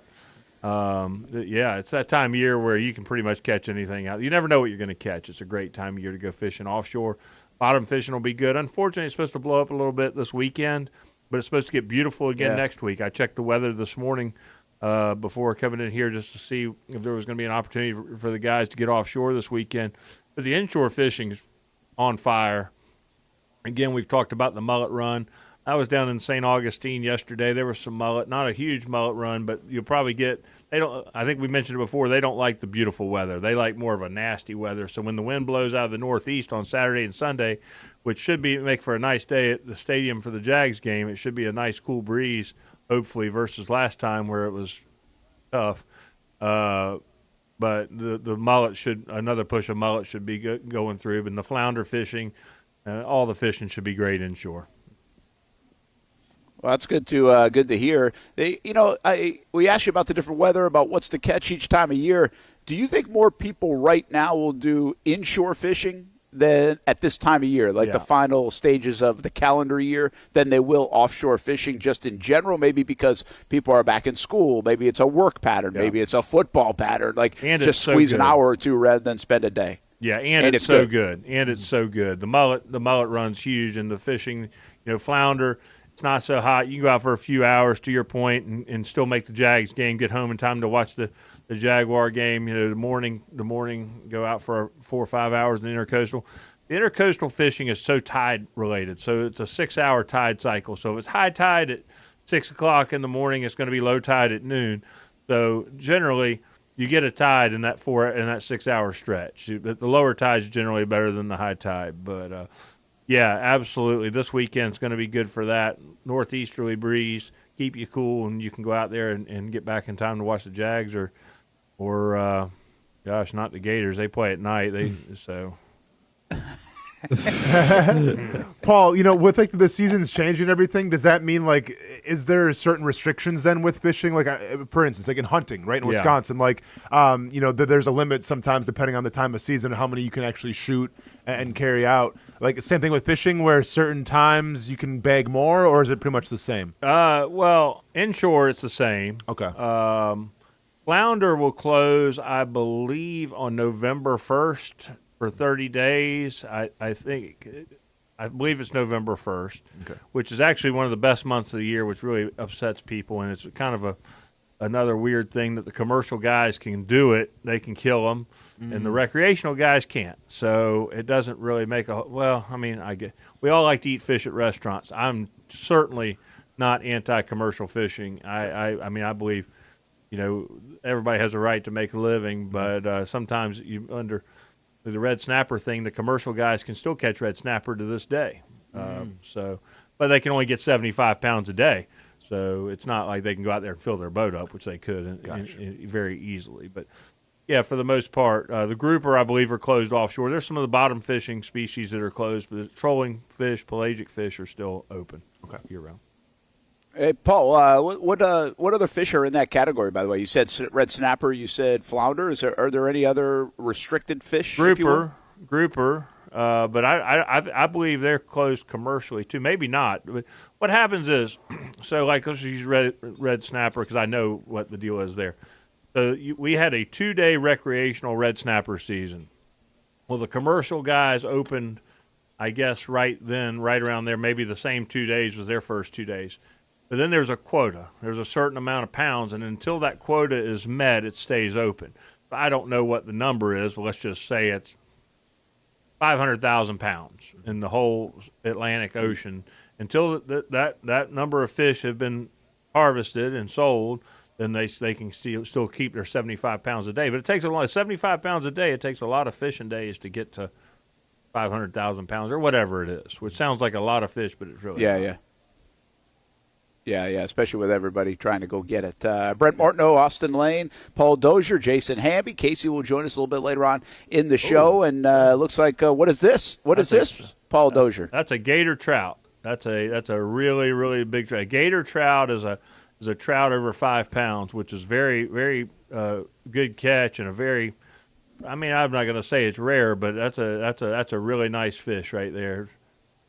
And is that pretty good eating too? Like a rainbow trout would be and everything. Still good eating. Yeah, it's a very good eating. But I would encourage you, if you catch a fish like that, the smaller fish are better to eat. Okay. So you can catch one fish, I believe it's over 20 inches or 22 inches per the bag limit, and then the rest have to be between 15 and 20 inches.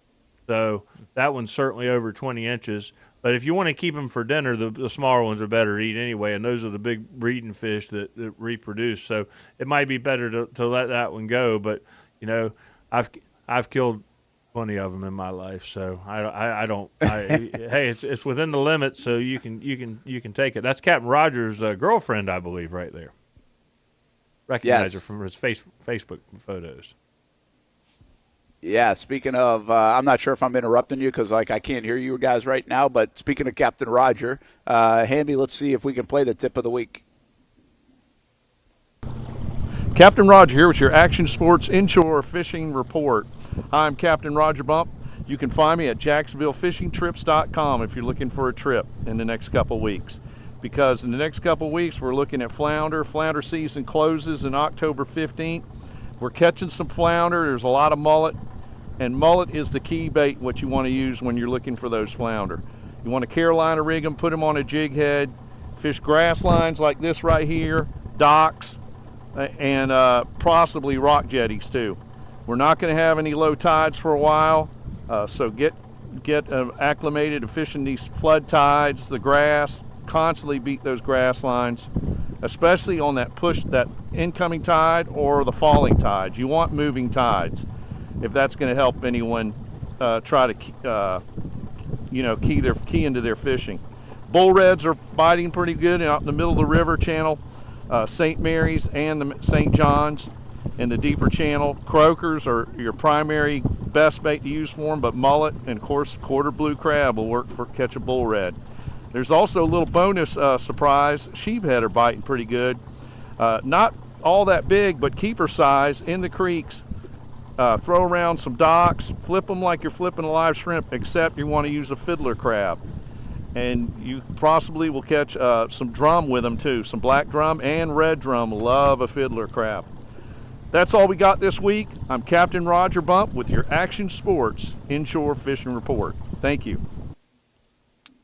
Thank you. Well, we get a lot, Paul, and I know you always also talk about this, is the bait, right? And Captain Roger talks a lot about that and what to fish with. Yeah, if you notice Captain Roger, and he's exactly right, we talked about the mullet. He talked about the shrimp. When the shrimp are in the river thick, that's the bait to use. It's match the hatch, which makes the sense, you know. There's a lot of mullet in the river, use mullet. If there's a lot of shrimp in the river, use the shrimp. But a point he made, which is exactly right, and we were talking about it yesterday with a friend of mine, there has to be current. Fish don't bite when there's no current. If the tide's slack, I don't care what kind of fish, whether you're offshore fishing, bottom fishing. Now, if you're bottom fishing offshore, there's too much tide, too much current, you can't hold bottom. But if the water's just stagnant, the fish don't usually bite. So good tip by Captain Roger there. Paul, real quick question. All right. Hey. Oh, go ahead. Go ahead. I was going to ask, I remember as a kid, and I'm not sure if it's even illegal still, but like we used to use corn as bait. What's the craziest thing that you've used or that you've heard being used as bait to catch a fish? Oh, I've seen little mahi bite bear hooks before. They get such a bear hooks. Bear hook, no bait. And I've seen red snapper caught on everything you can ever imagine. You know, they're so thick, people just put a piece of chicken on the bait and throw it out there and catch a red snapper. Yeah. You know, corn for you know, when I was a kid fishing in the stock trout ponds in North Carolina, that was the bait of choice was corn. Yeah, you know? yeah. So yeah, I mean, anything, you never know. I mean, they'll eat just about anything. What about like I remember going catfishing as a kid and like the stink bait. Is that still big? The stink bait for I don't for know. catfishing? I don't know about that. Okay, I got you. I catch plenty of catfish, but not on purpose. I got you. Hey, guys, just let me know. I've never heard of the corn thing. So is the corn? I mean, is it just like a piece of the corn on the cob part, or kernels? Like, how's that work? Yeah, just like we used to chum the water with a couple like pieces of corn, and then you would just put some on the hook, and then let them go to town. Yeah. So it's literally the kernels. Yeah, canned kernels too. I think the only place I've ever used that is when I was a kid at a trout farm, and that's where we talked about before. I think they turn the feeders on, and the fish come up there, and they're just in such a frenzy. You could probably almost throw a bear hook out there, but they like the corn. So. Mm-hmm. All right, hey, I want to show you guys this. When you think of celebrities that fish, we think of Michael Jordan. We've talked about him a little bit, but how about the Fonz, man? So this is all Stuart Weber. I don't know where he found this or how he found it, but if you look at Henry Winkler's Twitter, it is just him catching fish. Like, it's the only thing on there.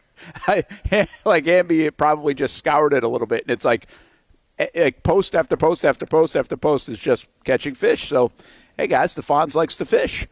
Yeah, that's a trout. That's a freshwater trout, probably a brown trout. Now, I don't think you can, like, go to a stream. That guy, he's catching that fish on a fly rod or on that takes a lot of skill. You go to a baited trout pond and put a piece of corn on your hook. It's no skill involved. The Fonz has a lot more skill. If you threw a piece of corn out there, you're not going to catch anything, would be my guess. Yeah, look at there. Yeah, that's cool. Oh, yeah, look at that.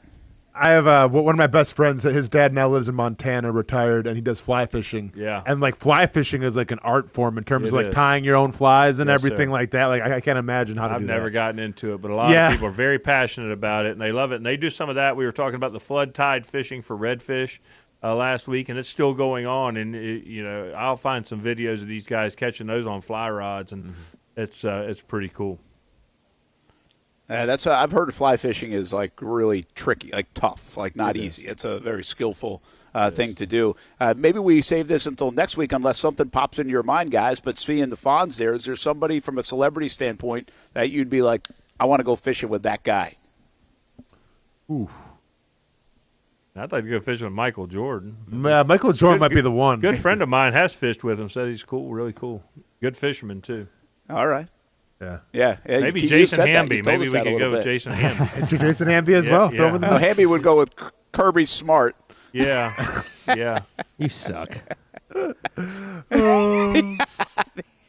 Hey, just don't drive with him. There you go. Nice, other nicely thing done. that you Nice. could do Real is go with Travis Hunter now, right? Like a lot of people would be, That's hey, true. Travis Hunter, let's go fishing, Yeah, man, it'd be around here. And I'm sure maybe some people will get that opportunity. All right, before we let you go, Paul, let's go fishing, presented by Nimnik Buick GMC, Armor Guard Exterior, 25% off Armor Guard Exterior. If you tell them that Action Sports Shack sent you, Gutter Helmet of NorthFlorida.com. Usually 15% off, get 25% off. Plus, I'm going to show you my new vehicle from GMC, Nimnik Buick GMC, in just a couple of moments. I'm gonna have you guys grade it a little bit later.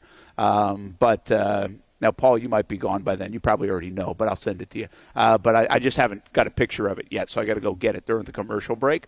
So that's coming up. But before I leave you, what about the Florida Gators on Saturday night? You got a chance to beat the Hurricanes or what? What an awesome game day. Yeah, yeah. I mean, I am curious, where is game day going to be held? Surely they're not going to have it at Hard Rock Stadium, is it? I mean, is it going to be on campus? I mean, that's a good call. I don't know. Do you go right to South Beach, like on the Strip? I think they might do it at Coral Gables at their campus. But, the reality of it is they were just at Oklahoma for Oklahoma and Michigan.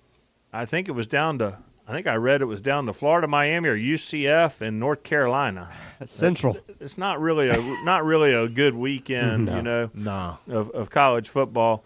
But you know what, Brent, I don't know.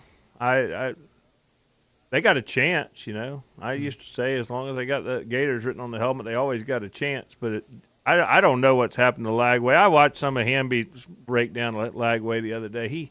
He glows when he gets to talk about the Gators failing. He's so happy. He really does. He was smiling. He's like, man, this guy. I thought you guys said this guy was good. He hasn't practiced, and he's got confidence issue. I watched a breakdown of film from some ex-coach that broke down his all-22 film of these interceptions, and a couple of them were terrible. A couple of them he was throwing to the right place, but he was late and tentative and bad footwork and bad mechanics. And, a friend of mine's a Billy Napier apologist, and he says it's execution, it's execution, whatever. We got coaches fighting before the games. We got everything. Well, it's hard to defend Napier on Lagway because he's the quarterback coach, the offensive coordinator, and the head coach. So the guy's regressed.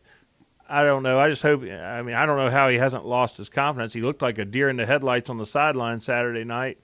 But you know what? He does have the talent in him. We've seen that. So who knows? Maybe they get off to a good start. Yeah. I don't think Miami's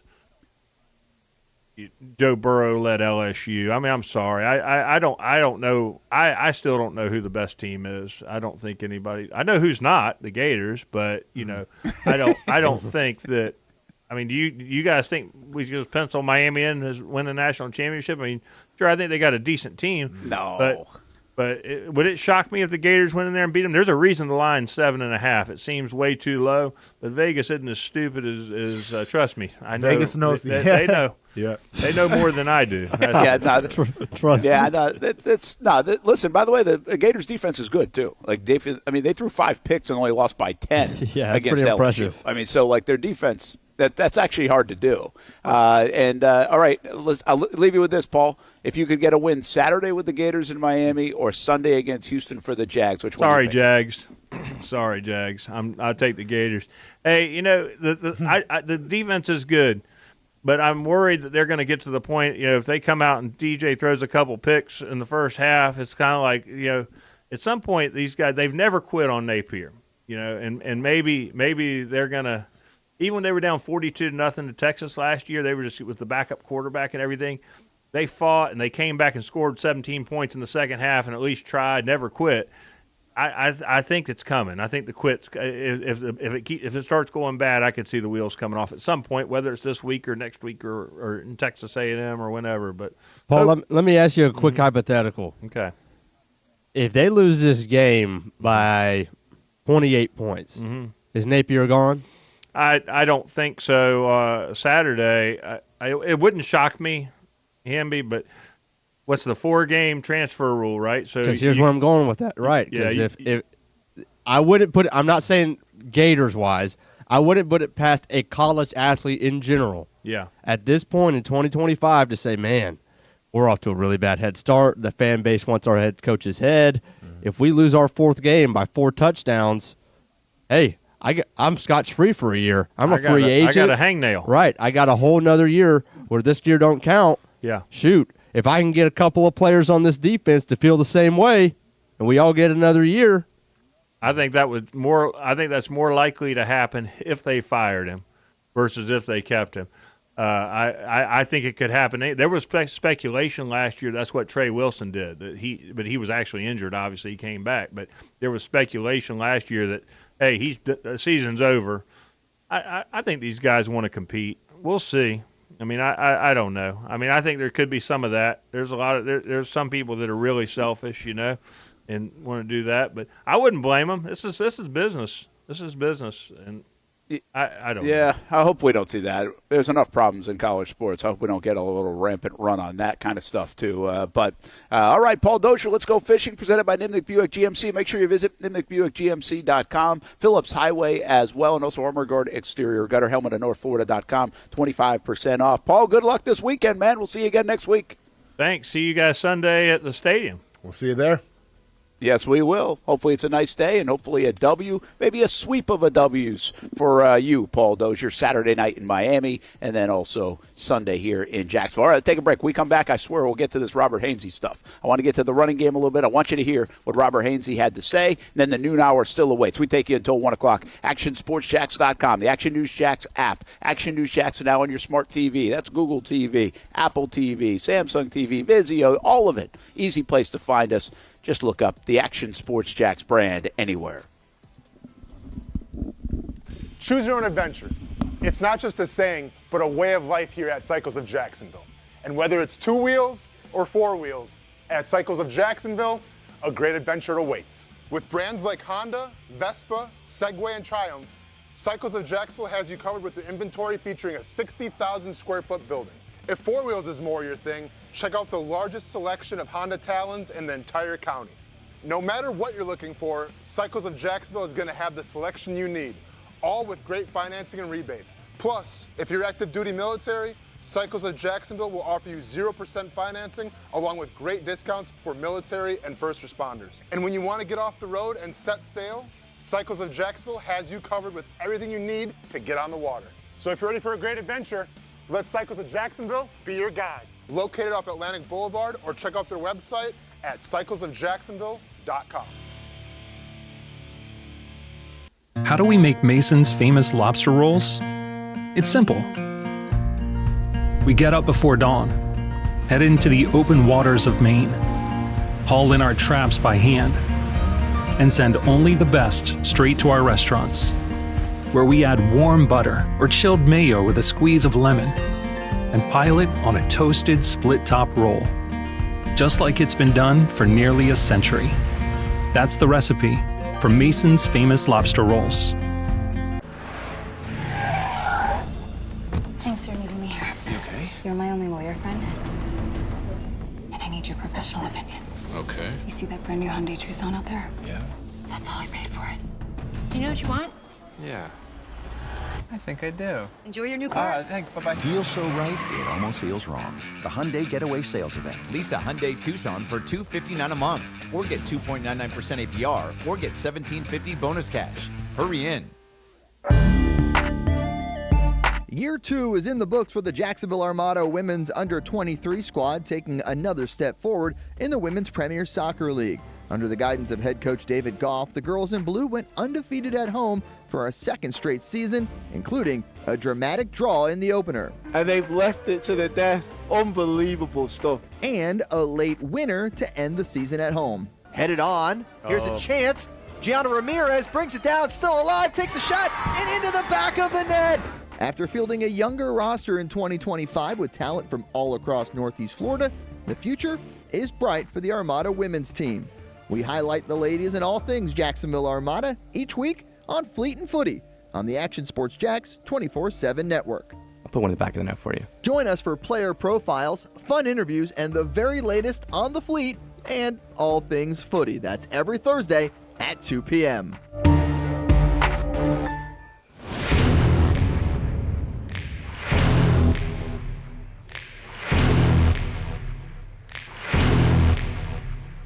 Grab some friends and go to a restaurant, or head out for a drink and some conversation. Watch your favorite team play on the big screen. Or how about play some games? You can do all of that in one night at Best Bet. Each location has a different vibe, its own personality, like here at the original Best Bet in Orange Park. When you walk through these doors, everybody knows your name. And here in St. Augustine, it's the newest location. Play some poker. How about the table games? And don't forget about Ace's Sports Bar and Grill.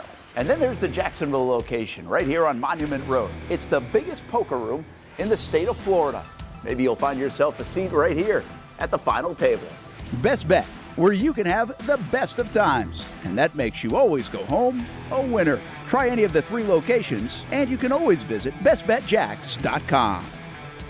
Putting your needs first. It's the backbone of how First Florida Credit Union does business. In all honesty, you might as well be speaking another language when it comes to finances. Sure, I'm good with my money, but what am I missing in the fine print? That's what led me to First Florida Credit Union. They're the perfect choice for anyone starting their financial journey because they keep finances easy. Plus, they offer financial education and resources I can trust. So I'm always growing more confident. And as a young adult, I am constantly adding more responsibilities to my plate. From a car payment to a mortgage, it all adds up. Luckily, First Florida Credit Union makes sure it adds up in all the right places and not the wrong ones by offering better rates and lower fees than traditional banks, even if you're still trying to grow your credit. Because as a member-owned institution, First Florida genuinely puts people's needs first rather than focusing on profit. So I know as my needs change, they'll be right there to help me reach my goals. Check out firstflorida.org to learn how you can benefit too. Welcome back to the Brent and Austen Show, streaming on the Action Sports Jacks 24/7 network. Hamby, you know what that is? No. You're a little too young. If we had Casey Kurtz on the show, I would show him this picture, and I bet he would guess what it is. But this is LimeWire. LimeWire is something that all you kids listening, that your mom and dad probably went on to download songs illegally when Napster got shut down. There was BearShare, there was Napster, and then there was LimeWire. LimeWire is back in the news for the first time, I feel like, in, 15 to 20 years, because they have purchased Firefest for a couple $100,000 off eBay, of all places. Firefest, what you may remember, was the music festival that was a tragedy. I don't say a tragedy, but it was a crap show. It was a documentary on Netflix. Basically, it was advertised as like the next Coachella. Ended up being people getting served hot dogs with no buns and paper plates in a tent. And for whatever reason, LimeWire has now bought the rights to Firefest. So stay tuned to see what the hell that's all about. So did you know LimeWire still existed? Because once you reminded me of all those things that just happened, the Napster, LimeWire stuff, I'm like, oh, okay, now I remember, but I didn't know they were still a thing. Yeah, I had no idea they were still a thing. Once again, this is the first time I feel like in like 20 years that I've heard the name of LimeWire. Which, by the way, also, like you said something else interesting there. Like you say, okay, so they purchased whatever Firefest. I wasn't aware of that one. Firefest so they off purchased eBay. That off eBay for can't state that like enough. A couple $100,000, right? Correct. Like $230,000 or something. Yes. So like that's like not I don't know what kind of acquisition that really is. Like to buy something in like the business world for $200,000 doesn't seem like they're turning it into something, I guess is my point, right? Well, and I also feel like you can't sell businesses off eBay. Okay, Casey's by the way. Ladies and gentlemen, Grayson, Action Sports Jacks 24/7 Network with his presence. James Gladstone of Jacksonville Sports Media. Mr. 100K by Wednesday. Casey.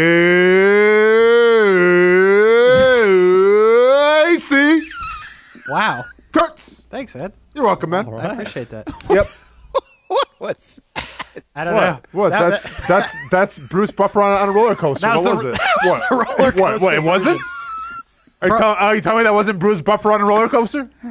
Were you sitting on that, or did you just go for that right Oh there? no, I was. That was freestyling, dude. Okay, cool. I mean, I was like, I have to make it interesting, but I'm also trying to make a point, so I gotta like blow through this, but I also want to have a little pizzazz and. I respect it.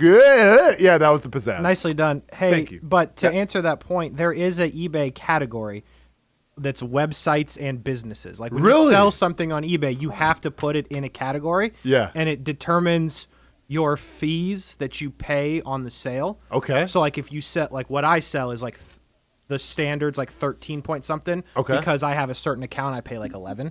Okay. But like the different type, like the car, people sell a lot of car parts now. It's like a big Sure. thing on eBay Motors, so Yeah, they yeah. pay different. Everybody pays different fees for your item.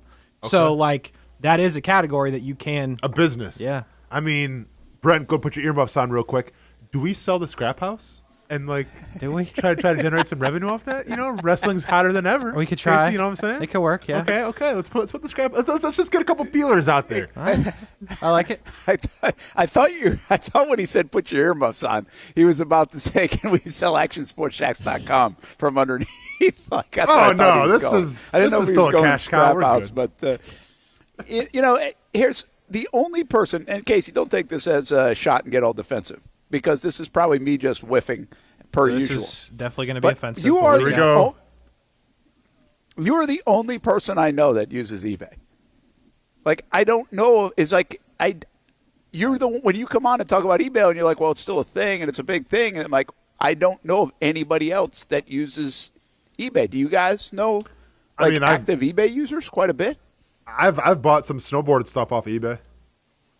Yeah, I mean, okay. I mean, I sold 6 things yesterday to 6 different people, so I can tell you at least those 6 people are using eBay. There you go, baby.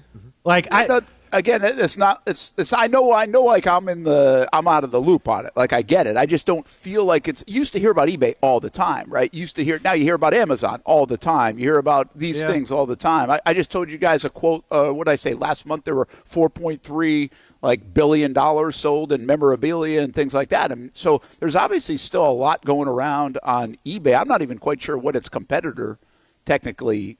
There would isn't be, a good one. That's the thing. Other than direct sales. Yeah, I mean, that's exactly what it is. But, like, I think the thing with eBay is, like, there is no competitor that's close, because don't get me wrong, people selling autographs are trying to figure that out, but everybody else's fees are crazy too. But just everybody, I know you're not, but everybody besides you is pretty much on eBay at some point, because you can pretty much type anything into eBay and you're going to get what you're looking for.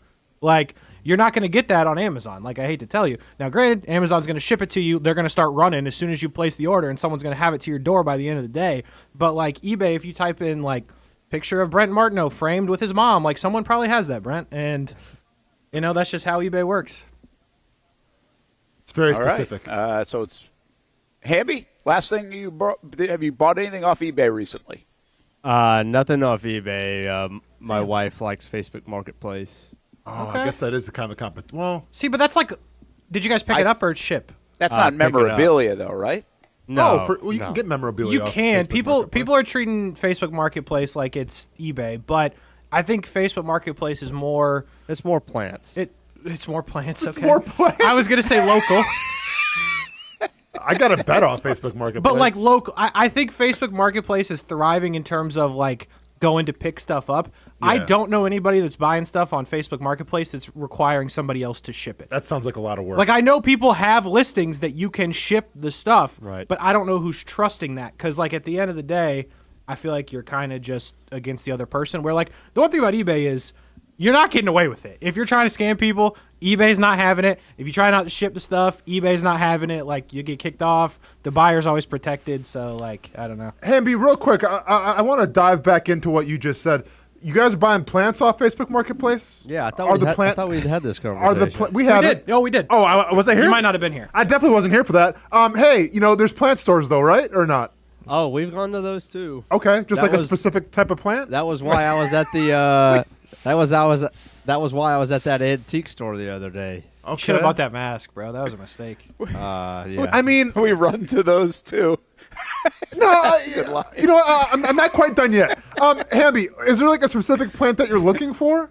I mean, well, first of all, buddy, I ain't looking for crap. Sure, I mean, but couple, right? Marriage. You guys are a team now. Yep. Okay. We have like 12 different plants now. That's fine. So there's always a specific one that she's looking for. And Facebook Marketplace is the place to find that. I guess so. I would just go to the plant store because I just pull it out of the ground. I mean, listen, I've gotten a couple things off Facebook Marketplace. That's funny. I mean, I feel like there's always a risk with that marketplace interaction. Yes. You know what I'm saying? Yeah. Oh, we've had some interesting ones. That's where what we've I'm showed saying. up Just at go to the house. plant store then. Because a lot of people who sell, there are women who have dedicated their whole lives and their whole homes to be a plant shop in of itself. So you'll go into their house and Plant shop, a.k.a. hoarder. Yeah. Right. Yeah. There's nothing there that's not green. Hoarder with some psychological issues. So Fantastic. they got like 100 options, and my word, I'm looking to get back to that car about as soon as possible. Who are you telling, Hamby? I'm with you. Hey, you just with us. She starts wanting to buy a cat off Facebook Marketplace. Then you're really screwed. That will be vetoed. So, real quick, before we get back on track, to circle back to this, Austin, you bought a bed on Facebook Market, used bed? Oh, no. Hey, man. No, brand new. So to this argument, why didn't you go to the bed store? Well, here's the thing. Used bed on Facebook. The bed store. It was from a bed store. It's just like they listed the discount or whatever like on Facebook Marketplace. Because somebody died on it or something. Who's selling mattresses on Facebook Marketplace? I'm not going to say the company. It was a company in town of Jacksonville that was like advertising on Facebook Marketplace. Because like I don't know who has the best deals in towns for beds. I wasn't going to do that research. I was going to go on Facebook Marketplace and say, okay, what's like the cheapest, best discount bed? Boom, this company posted on Facebook Marketplace. I went there and, yeah. All right. I wasn't going to a storage locker. I just do a lot of box springs on Facebook Marketplace. I don't think that's common. What, do you think I just pulled up somebody's house? Yes! You think I just pulled up some old lady's house and took the mattress from... I thought it was a Hamby situation with the plants. She's like, I need to get rid of this. You're like, I'll pick it up, ma'am. Don't worry. This was old Harold's favorite mattress. Exactly. And he passed away. Harold's glad it's going to you. You seem like a nice young man. No. Harold's dead outline is on the mattress, and you're like, dude, I could just flip it and be fine. Like, that feels like something you would do. That is something I'd probably do. That's just it. Yeah, just what side did he die on? Just turn it over. We're exactly. fine. Yeah. Posturepeutic, man. Let's go. There's a few good lines coming out of this last 6 or 7 minutes that I'm not going to be able to revisit. But right now I can't get out of my head the fact that we're going to lead Action News Jacks at 10 in a couple of weeks with a guy who's been pulling plants out of people's yards. Yeah. To put in his That's not a bad business It's going to be model. Casey. Dude, they're free.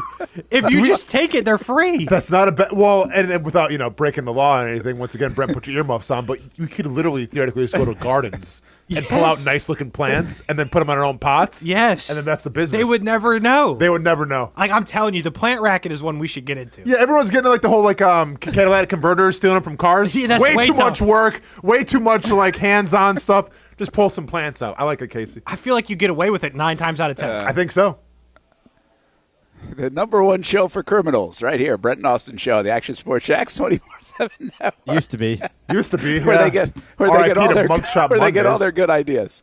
You get away with it. Here's the mugshot of me getting caught stealing a plant.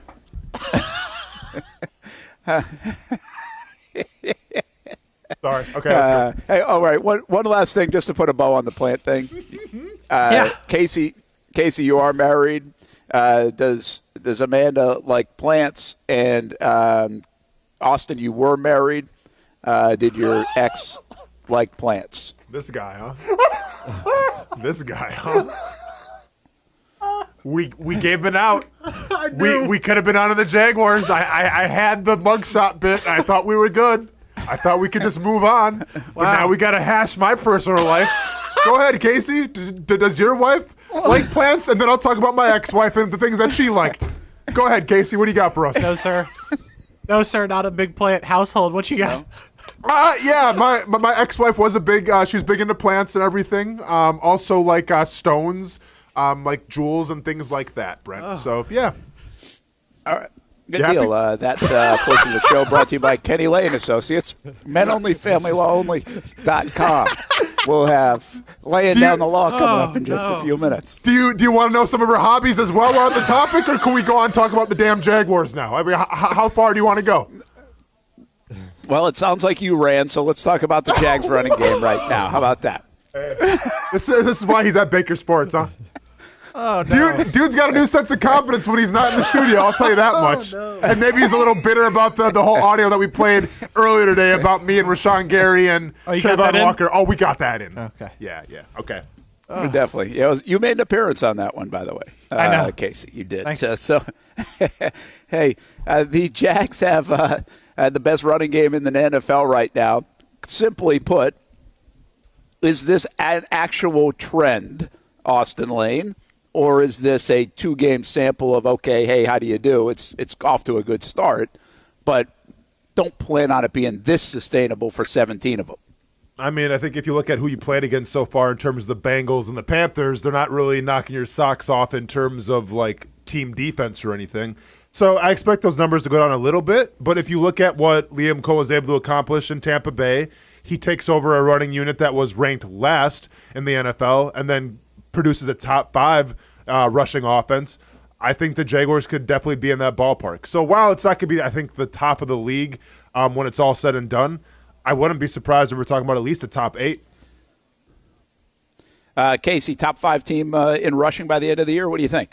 I think that would be tough, right? I think I would agree that the first 2 opponents you played have certainly contributed to that because they haven't stopped the run.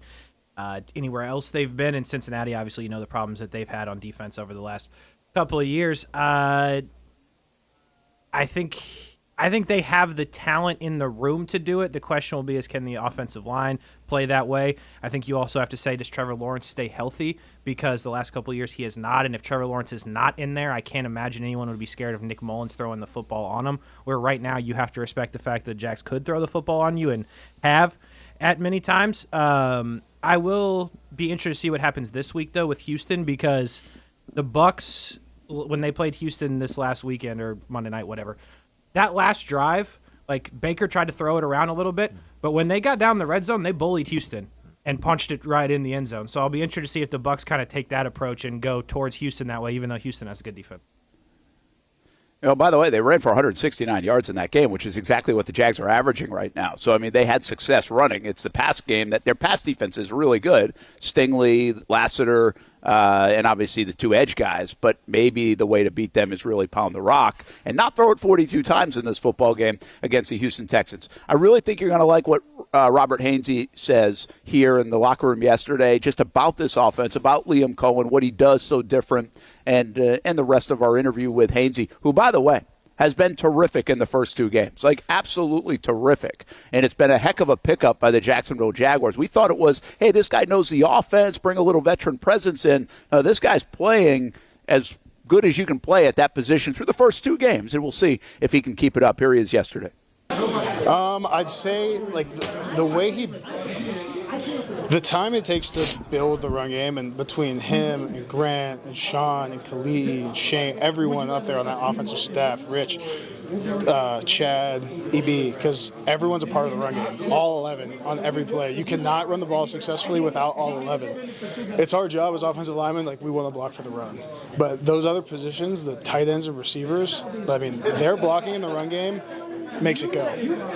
But what Liam does is just, like I said, I've said this many times to you guys. I think like in the spring I said it. He's going to lean on what we're good at. We're going to find that out, and we're going to keep finding it out as the year goes on. And he's going to build it in a way to mess with the defense as much as possible and make their day difficult, make it hard for them to see what we're doing. And that takes a lot off of us because they have so much more to worry about than just beating us. They have to worry about all these other things we're doing, so we can really play free, play fast, cut it loose, and that's how he wants it. So, like that's what I mean when I say like what he does. How well are you executing right now, and what you want to do, and all those things you just said? As a group, individually, as an offense. As an offense, yeah, in a lot of those areas. Yeah. I think there's a ton of positives to take from these first 2 weeks, and it's been really fun to see it kind of come together and to really be a part of it and continue to grow. On the other hand, I think there's just as many things to get better at, and every day that you're going to find new things in practice, you're going to find new things from the game. Technique and fundamentals, always I'm going to come back to that. That's what I hang my hat on. That's what we do. Those are the things you have to lean on when other things become unsure. You can always fall back to those things. So that's such a huge part of it. And then executing the game plan as called. I think getting rid of those pre-snap penalties, stuff like that, it's going to let us take that next step and be a very good group. And at our best, I think we're going to be a very good group who's very hard to stop. What's it like as a center being 25, 30 yards down the field on that play? I mean, you don't get too many opportunities probably like that, I would imagine. No, it's fun. Once you're out there, you're like, all right, let me just get on this guy, because everyone can see you in there. No one can see you when you're in the middle. Out there, everyone sees you. But just getting the opportunity to like plays like that, getting out in space and making a play for a 30-yard explosive run, like those excite you as a player. Those ignite you as a team. It gains momentum, and then you can keep rolling off of it. So, a lot of fun. I love anytime you can get out in space, just try to get on that guy. Those little DBs are quick. Lastly, you guys have talked so much about edge this all off-season, start of the season. How much edge does a division game kind of bring things even higher? And this is a team, I know you haven't been a part of it, but they've won 7 straight games here in Jacksonville. So, I mean, is there a natural edge that comes with a divisional opponent like this? I think so. I think back to like my years in Tampa, and it was the Saints then. When you're playing the Saints, it was always just, things are a little dialed up. Everyone's going a little bit harder. And that might be the case just as it happens because it's a divisional game. I'm of the mentality that you always have to treat it, you have to find the things you need to work on and improve on them. Like those techniques and fundamentals, they don't go away just because it's a divisional game. If anything, you're thinking about them a little bit more. Execute the game plan. You're thinking about it a little bit more. But ultimately, we just have to be ourselves, do what we do well.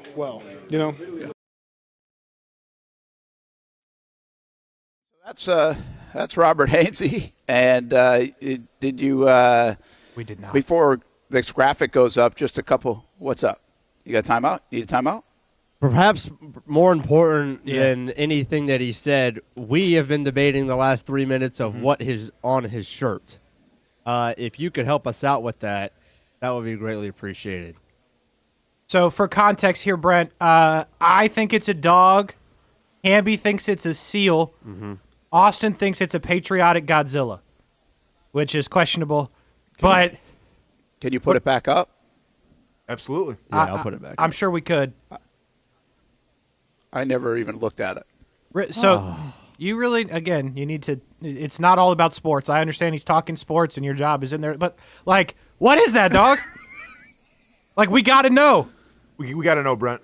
I think it is a seal. It's definitely a seal. Well, okay, Yeah. we didn't get this view. Okay. Yeah, we weren't looking at it this early. Yeah, we didn't see it this early. At first, I was looking at this microphone that looks like it's from the 1940s. Yeah, but we were more catching it here, and it was tough to see. It's a seal? But why? Yeah, I'll have to ask the why. I don't know the why, but Oh, it is. It's definitely It's a seal. definitely a Yeah, seal. baby. Nice work, Hamby. Thanks, guys. Just like a Navy SEALs thing? Or? yeah. I mean, I don't know. Let's ask the question why an offensive lineman of all animals is wearing a seal on his T-shirt. But also, Ferocious. yeah, Tenacious. I guess so. But yeah, I mean, it was refreshing to hear some of his comments about running the football and everything too as well. Yeah, we might need to run it back because we were really trying to figure out the shirt. That was cool. Yeah, Yeah, sounds whatever. like you guys really paid attention. If as long as you paid attention to the first part, because the first part is what I thought was really cool, like where he says that Liam Cohen messes with the defense. Like he actually said that phrase, like he messes with the defense. Yeah, that really and I got just my thought that ears. was kind of interesting, and that like so many times I think we've already talked about this, where this is what we've heard about Cohen a bit, where you worry about yourself. So you're trying to do what you do well. Like take the Doug Peterson coaching staff. They wanted to do what they did well. They weren't really, well, maybe they were reacting at times to different defenses, but they were still going to do what they did. I think the book on Liam Cohen is, they're going to do what they do well, but they're also going to vary it up based on what the opponent is doing, not just from a schematic standpoint week to week, but also during the play. And I think, Austin, you might have brought this up before, but this is where we think Cohen's pretty good. Like he learns and has knowledge of the defense and what they're doing. I think he even said it that McVay helped teach him that when he got to L.A., he saw McVay do that very well, that he was not just worried about offensively all the schematic and detailed things, but he was really honed in on what the defense was trying to do to stop them and then take advantage of it, which I think is pretty cool, pretty detailed stuff and nuanced stuff of how he's been so good in the running game. Yeah, I mean, I think that was one of my big points. I think this is back in the preseason when I talked about what I think Liam Cohen's going to bring to the table most of all is the fact that he understands that, yeah, you come from a great coaching tree and everything, and you can implement an offense, but like what puts you over the top is your ability to identify what the defense is doing and then model your offensive scheme around that. And I think so far, we've seen that to an extent. And I think also in practice, keep in mind as well, I think there's some NFL teams that have their identity, you know what they're going to do, and that's fine. And there's some teams like the Jaguars and Liam Cohen where they mix it up a little bit. And I get it. In practice, it's the scout team look, right? So the scout team's going to always give you the look that you're hoping for, that you're going to play against. But it also helps if you're the twos on that scout team or going against the ones, that your offense is constantly evolving. It's constantly giving you different looks because, if for whatever reason you get called up, and you're a backup player, but you get thrown in that game, well, now you have a good idea of what to expect because you have seen some various looks before. All right, Casey, I'm going to put this graphic up, or Hamby's going to help me put it up, and then I want to ask you this question, so think about it. Nope, that's the shirt. It's definitely a seal. But the graphic of what Daniel Griffiths shared with us, I want you to answer this question, though, and think about it for a couple moments. Is Robert Hainsey the most important pickup of the offseason? Has he been the most important pickup of the offseason? Because I'm not sure anybody would have thought that going in, but I think he knew the offense. He's helped translate the offense, and right now he's playing the offense really well. He seems very important. Here's a look at this matchup with the Texans and what Daniel Griffiths shared with us this week. Yesterday on ActionSportsJacks.com, by the way, he talks more about the running game and what they're doing, obviously leading the league, yards per carry.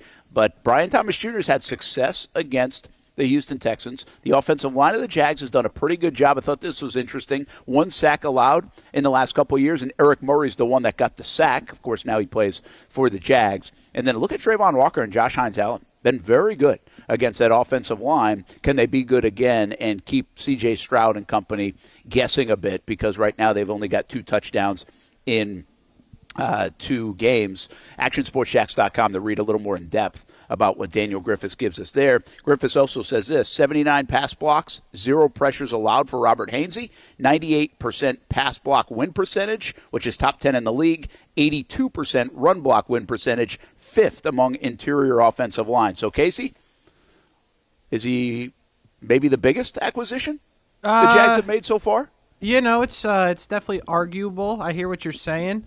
But I'm not going to go that way. Give me Eric Murray in that area in terms of your biggest pickup right now because, one, how much did you talk about your lack of turnovers on defense? He's gotten you one. He's been involved in another. He's been solid in the back, which led you to cut a guy who played for you last year.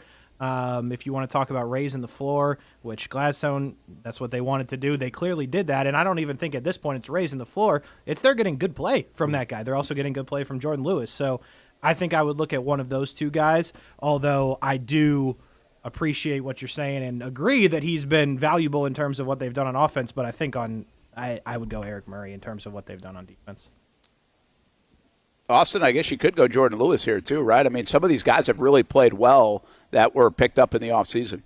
Yeah, I mean, dude literally took the words that I was going to say. I think in terms of production, I go with Eric Murray. I think of importance and like attitude and just kind of turning things around, I lean more towards Jordan Lewis. So it depends really what you're asking me in terms of like statistically, in terms of influence, sure, Eric Murray. In terms of identity of what the defense can be, I think it's Jordan Lewis. But yeah, Hainsey's up there as well. But keep in mind, he plays a center position that is kind of a thankless job a lot of the times unless you're messing up. So I lean towards Eric Murray with Jordan Lewis getting an honorable mention. Hey, Hamby, you can throw your pick in here before we hit a break. But I think the reason I kind of think about Hainsey is several conversations in the offseason with really Trevor Lawrence indicate like, man, Hainsey's on point, like really complimenting him. And it's not like the Jags were bad in that area last year. I thought Mitch Morse did a nice job.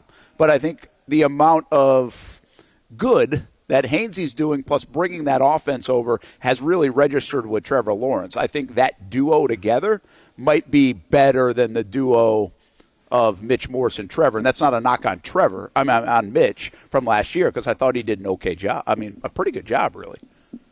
Yeah, I mean, I see what you're saying. I just think the secondary is so much different than last year. And part of that, of course, is I can't really tell you how good play in and play out Robert Hainsey is just because it's the center position, whereas Jordan Lewis and Eric Murray have both made multiple splash plays. But especially with you see Tyson Campbell giving up a touchdown, you see Jerry and Joe's giving up a touchdown, it's easy to see Eric Murray and Jordan Lewis, making a lot of plays. If they weren't out there, would it have been much worse against the Bengals last Sunday? Now they have Nico Collins to handle. What does that look like? I think they'll have more and more opportunities just because of who they're facing, especially in the next couple coming weeks, to show they were the biggest additions of the offseason. Clean sweep. Yeah, early returns, by the way, are just good on this free agent class, which wasn't a blockbuster class. I mean, they did a nice job on defense and nice job on this offensive line. Bottom line, the offense they lead the league in rushing. The offensive line's been really good. The two different people there are Hainsey and McCurry. I mean, so you got to give them a lot of love. As a new staff and new everything else, too, on both sides of the ball. You got to give them some love, too. And then you just got to hope you sustain it. And this week will be a good test against Houston to do it. When we come back laying down the law, we get Judge Casey on the other side of this as Trevor and company head into this game looking to go 2-1 and go 1-0 in the division, maybe more importantly, and a statement kind of win against the Houston Texans. Can they deliver it? We will find out on CBS 47 on Sunday. We're live at Baker Sports, along with Burbank and Pro Gear as well, all under one roof, new location. Don't forget about their sale coming up today, tomorrow, and Saturday at the old location off Beach Boulevard in Jacksonville, 10 to 6 today, and tomorrow 10 to 4, save 50% on apparel and more.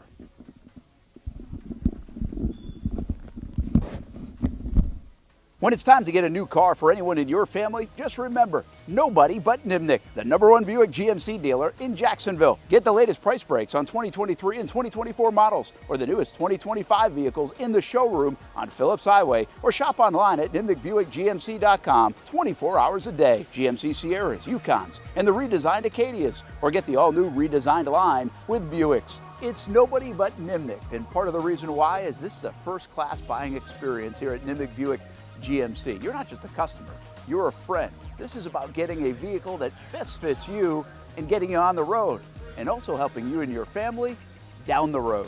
Nimnick has a treating you right guarantee, courtesy, respect, fairness. And most Buicks, GMCs, and Jacksonville's only Car Bravo dealer, nobody but Nimnick. Who has put in the most years and stands behind a better experience? Nobody but Nimnick. GMC. We are professional grade. If you look good, you feel good, and the medical professionals here at Ponte Vedra Vein and Aesthetics are here to make you feel your best. I'm on camera every week, and I have a confession to make. I'm not always confident in my appearance. Can you see my dark circles? Is my makeup highlighting my fine lines instead of covering them up? I question it all. So when I found out about the wide variety of procedures here at Ponte Vedra Vein and Aesthetics, I knew help was just one appointment away. Medical Director Dr. Megan Deacon Casey and her board-certified physicians have been using the latest in cutting-edge technology for the last 10 years, giving men and women their personal confidence boost. From Botox, fillers, Morpheus 8, and so much more. The hardest part was figuring out what I needed. Thankfully, the medical team walked me through what would work best for me through a free consultation. Come look and feel your best with the team here at Ponte Vedra Vein and Aesthetics. Visit them at one of their 2 locations, either over in Ponte Vedra or on the south side.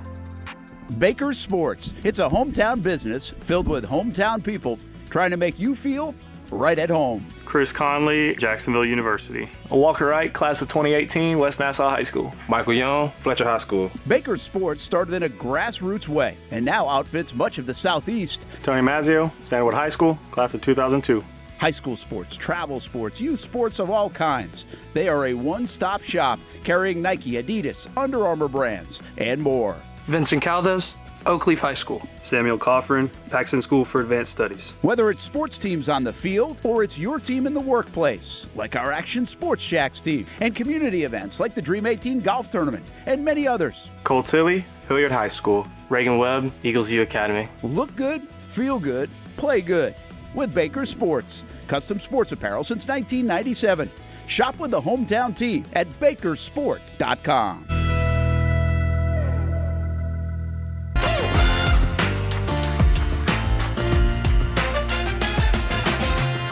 Empower a future, inspire a dream. It's a bold but simple mission for the Jacksonville Police Athletic League known as Jax PAL. Help the next generation of kids in Jacksonville shape a brighter future.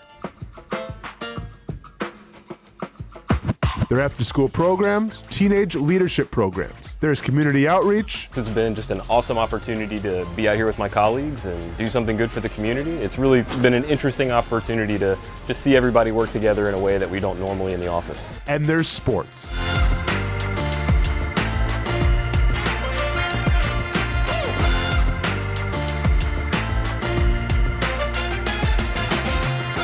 There are also ways you can help the next generation with a donation of any kind. Just visit jaxpal.org to get more information. Empower a future, inspire a dream with Jax PAL. Most of us know how to throw.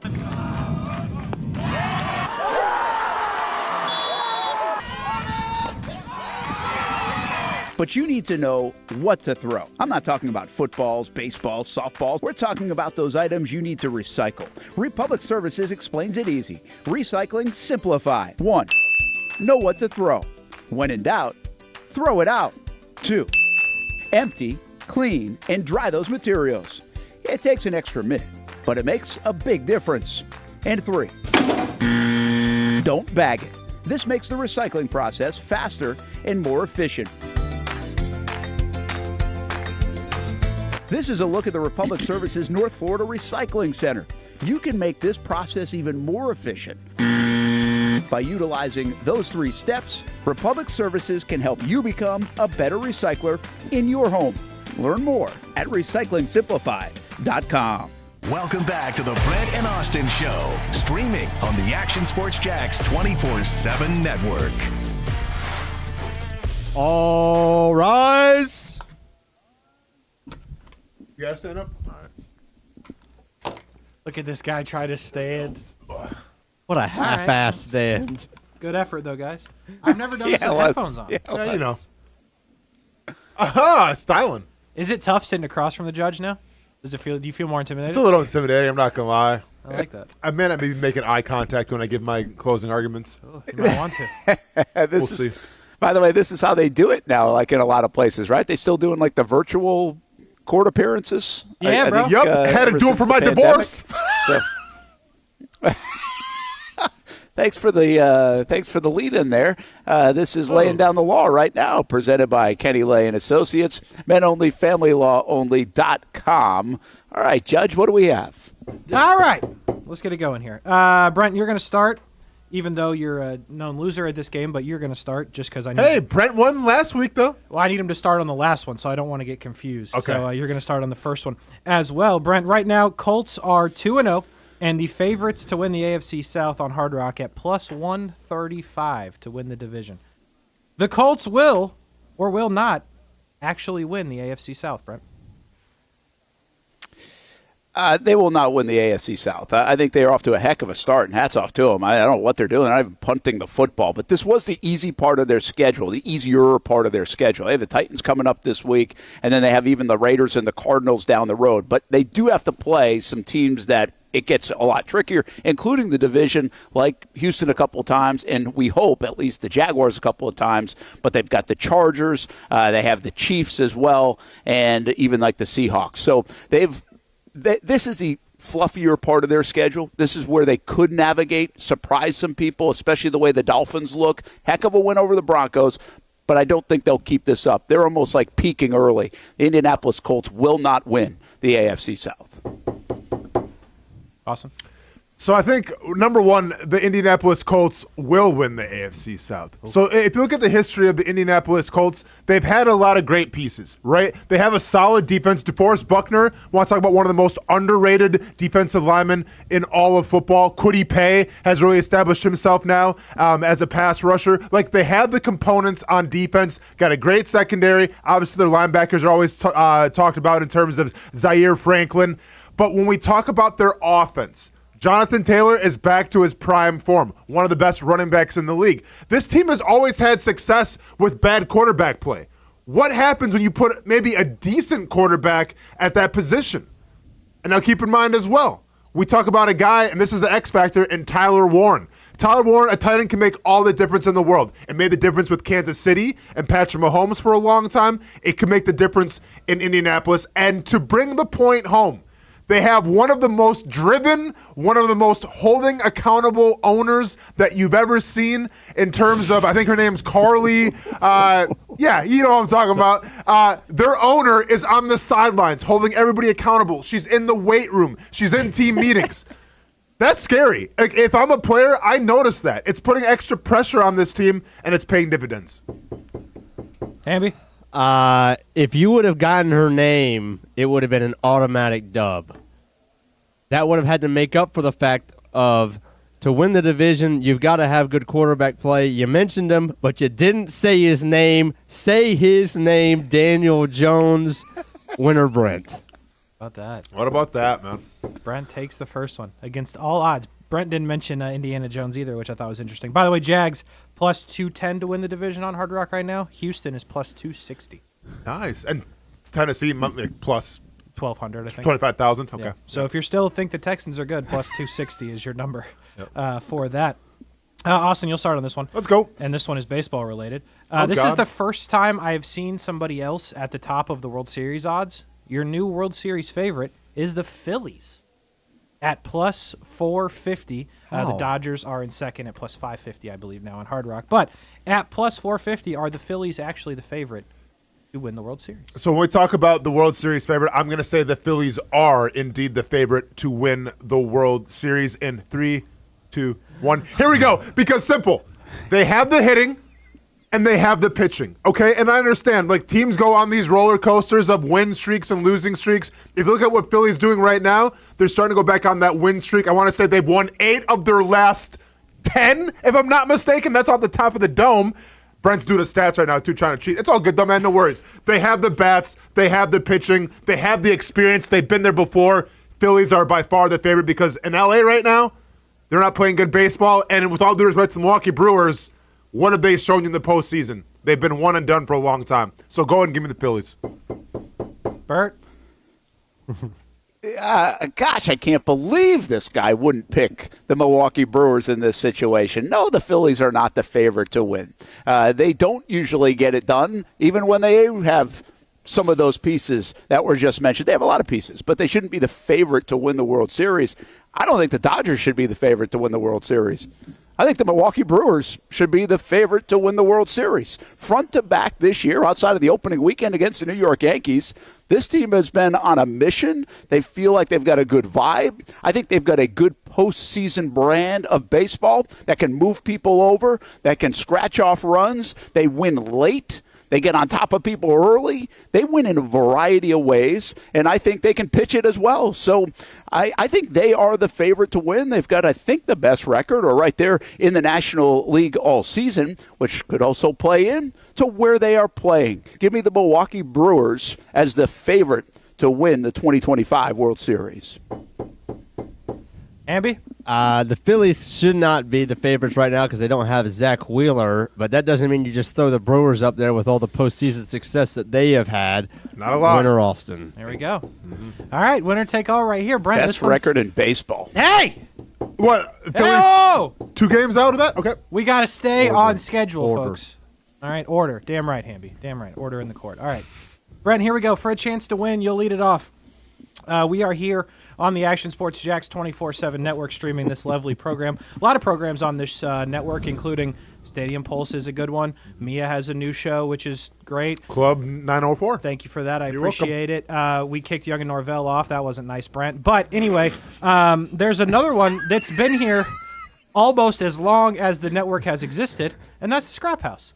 And as you may know, all the shows on the network streaming on Facebook, YouTube, Twitch, and even Twitter. I dug into the analytics, Brent. Since August 8th, you have retweeted Stadium Pulse, again, a quality show. Great show. On this network, 24 times since August 8th.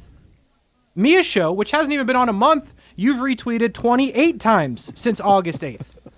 Since August 8th, Brent, you have only retweeted the Scrap House one time. One singular retweet, which was on August 8th. And it goes back, that's the only one you've done since June. So, Brent, do you or do you not hate the Scrap House?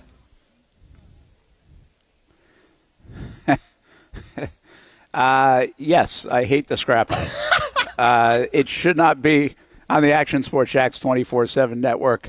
And Hamby shares a tweet. He tags me in it, so that I'm aware of it. And it's also at 9 to 10 when I'm kind of coming in here getting ready to do this show. Mia's show right after our show. So it's kind of in the wheelhouse. The 7 o'clock Wednesday window has not fit appropriately. So when I do see it and go try to get it, I'll retweet it. If you guys would tag me, give me a heads up a little bit more, I would push it out even more. So I love the Scrap House. It ain't my fault, though. You got to help yourself and get Brent on board. Okay.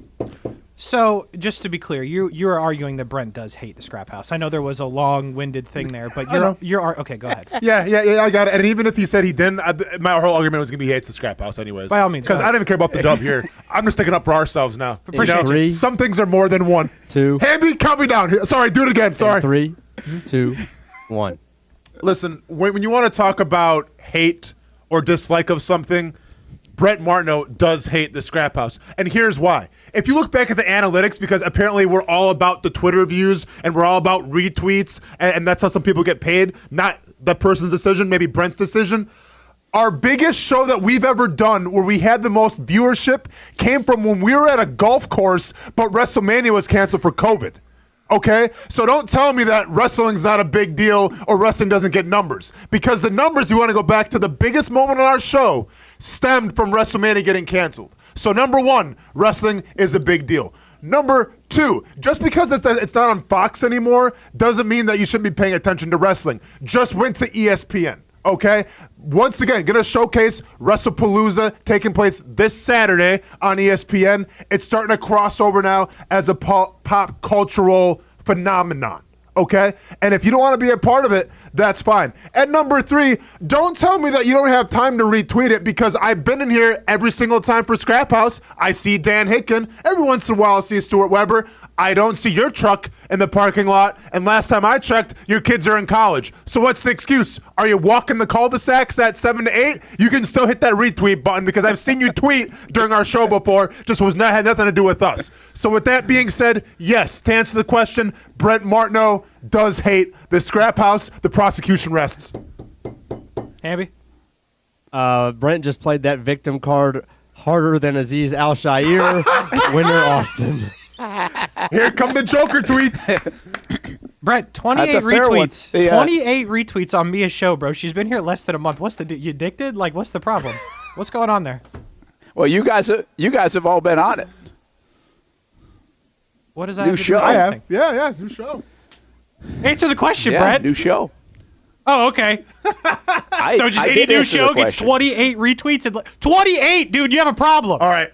Changing the name, Austin and Casey's Wrestling Show. There we go. There we go. Brand new show coming to the network. Now we'll get all of our retweets.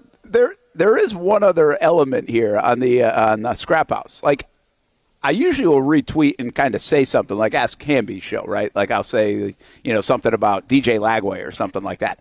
I really don't know what else to say about the Scrap House. Like, I don't know what's coming up. I don't know what the topic is. So it's a really hard one to. Okay. There's a title, though, huh? Like every show on the network has a title. Just read what's in the title. And obviously, you don't have to quote tweet it. You can just retweet it. Just hit the button. It works for me, don't it? Once since August 8th, Brett, is disrespectful. It really doesn't. It doesn't what? But the retweet's not going to work. No, you need engagement. Like, the retweet wouldn't work for me. I'm not going to balloon that show much. He's going to quote tweet it and have all his Bitcoin people come back on, because that's all it is when you quote tweet it. It ain't like we're getting the diehard conversation when you quote tweet something. It's going to be okay. Known scumbag. Man. I'm not getting the quote tweet on the I won't get the engagement on the wrestling. You're right. I won't. That won't happen. Known scumbag. But feel free to remind me about it and tag me in it, and then I'll retweet it. See, here's the thing. Shouldn't have to. You should know better. You're the sports director, right? There's like 3 live shows on the network. I feel like you should know when they're on. Because you kicked one of them out.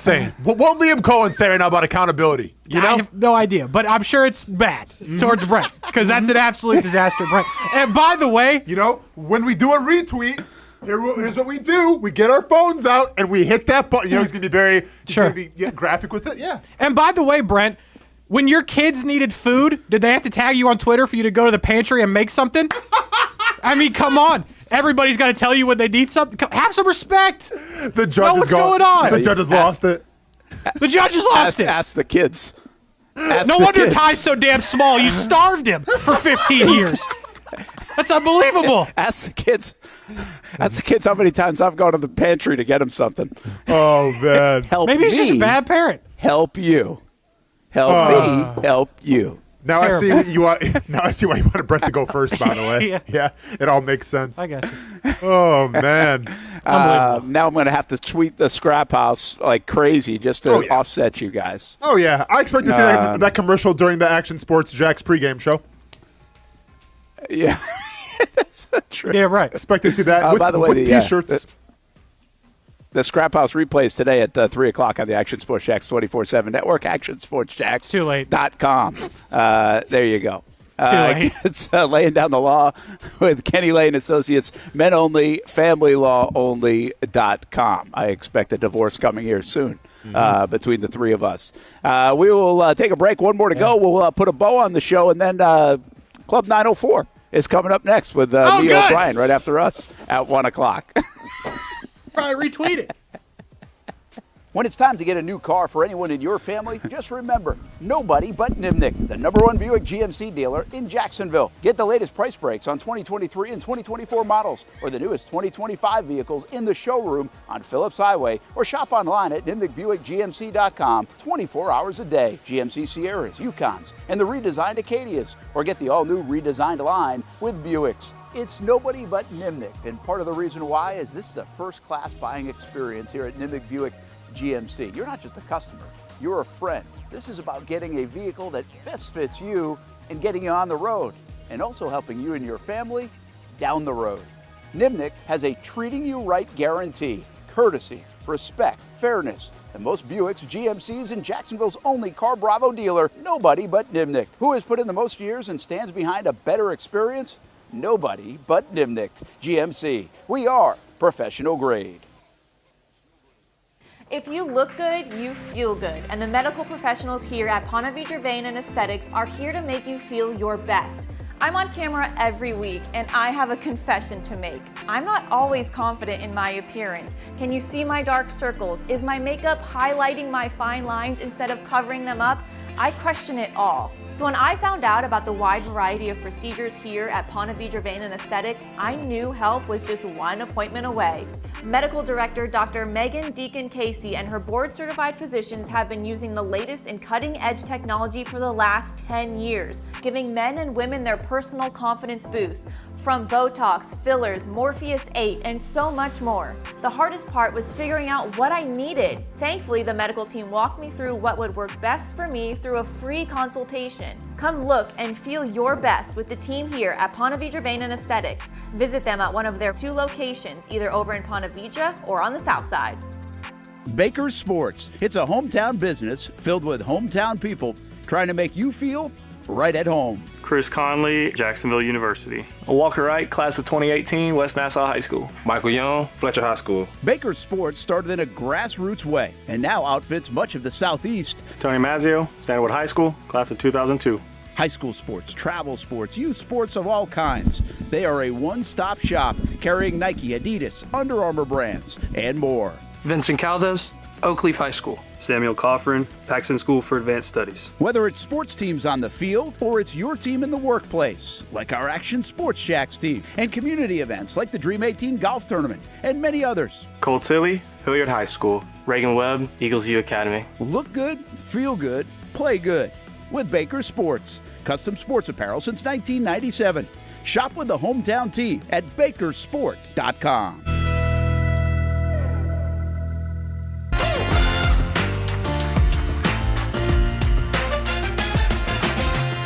Empower a future, inspire a dream. It's a bold but simple mission for the Jacksonville Police Athletic League known as Jax PAL. Help the next generation of kids in Jacksonville shape a brighter future. Their after-school programs, teenage leadership programs. There's community outreach. It's been just an awesome opportunity to be out here with my colleagues and do something good for the community. It's really been an interesting opportunity to just see everybody work together in a way that we don't normally in the office. And there's sports.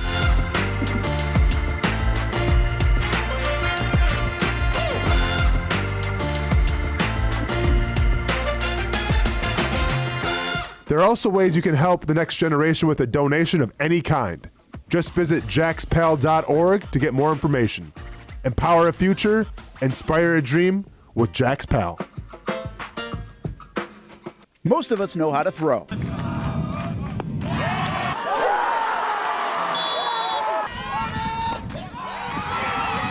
But you need to know what to throw. I'm not talking about footballs, baseballs, softballs. We're talking about those items you need to recycle. Republic Services explains it easy. Recycling simplified. 1. Know what to throw. When in doubt, throw it out. 2. Empty, clean, and dry those materials. It takes an extra minute, but it makes a big difference. And 3.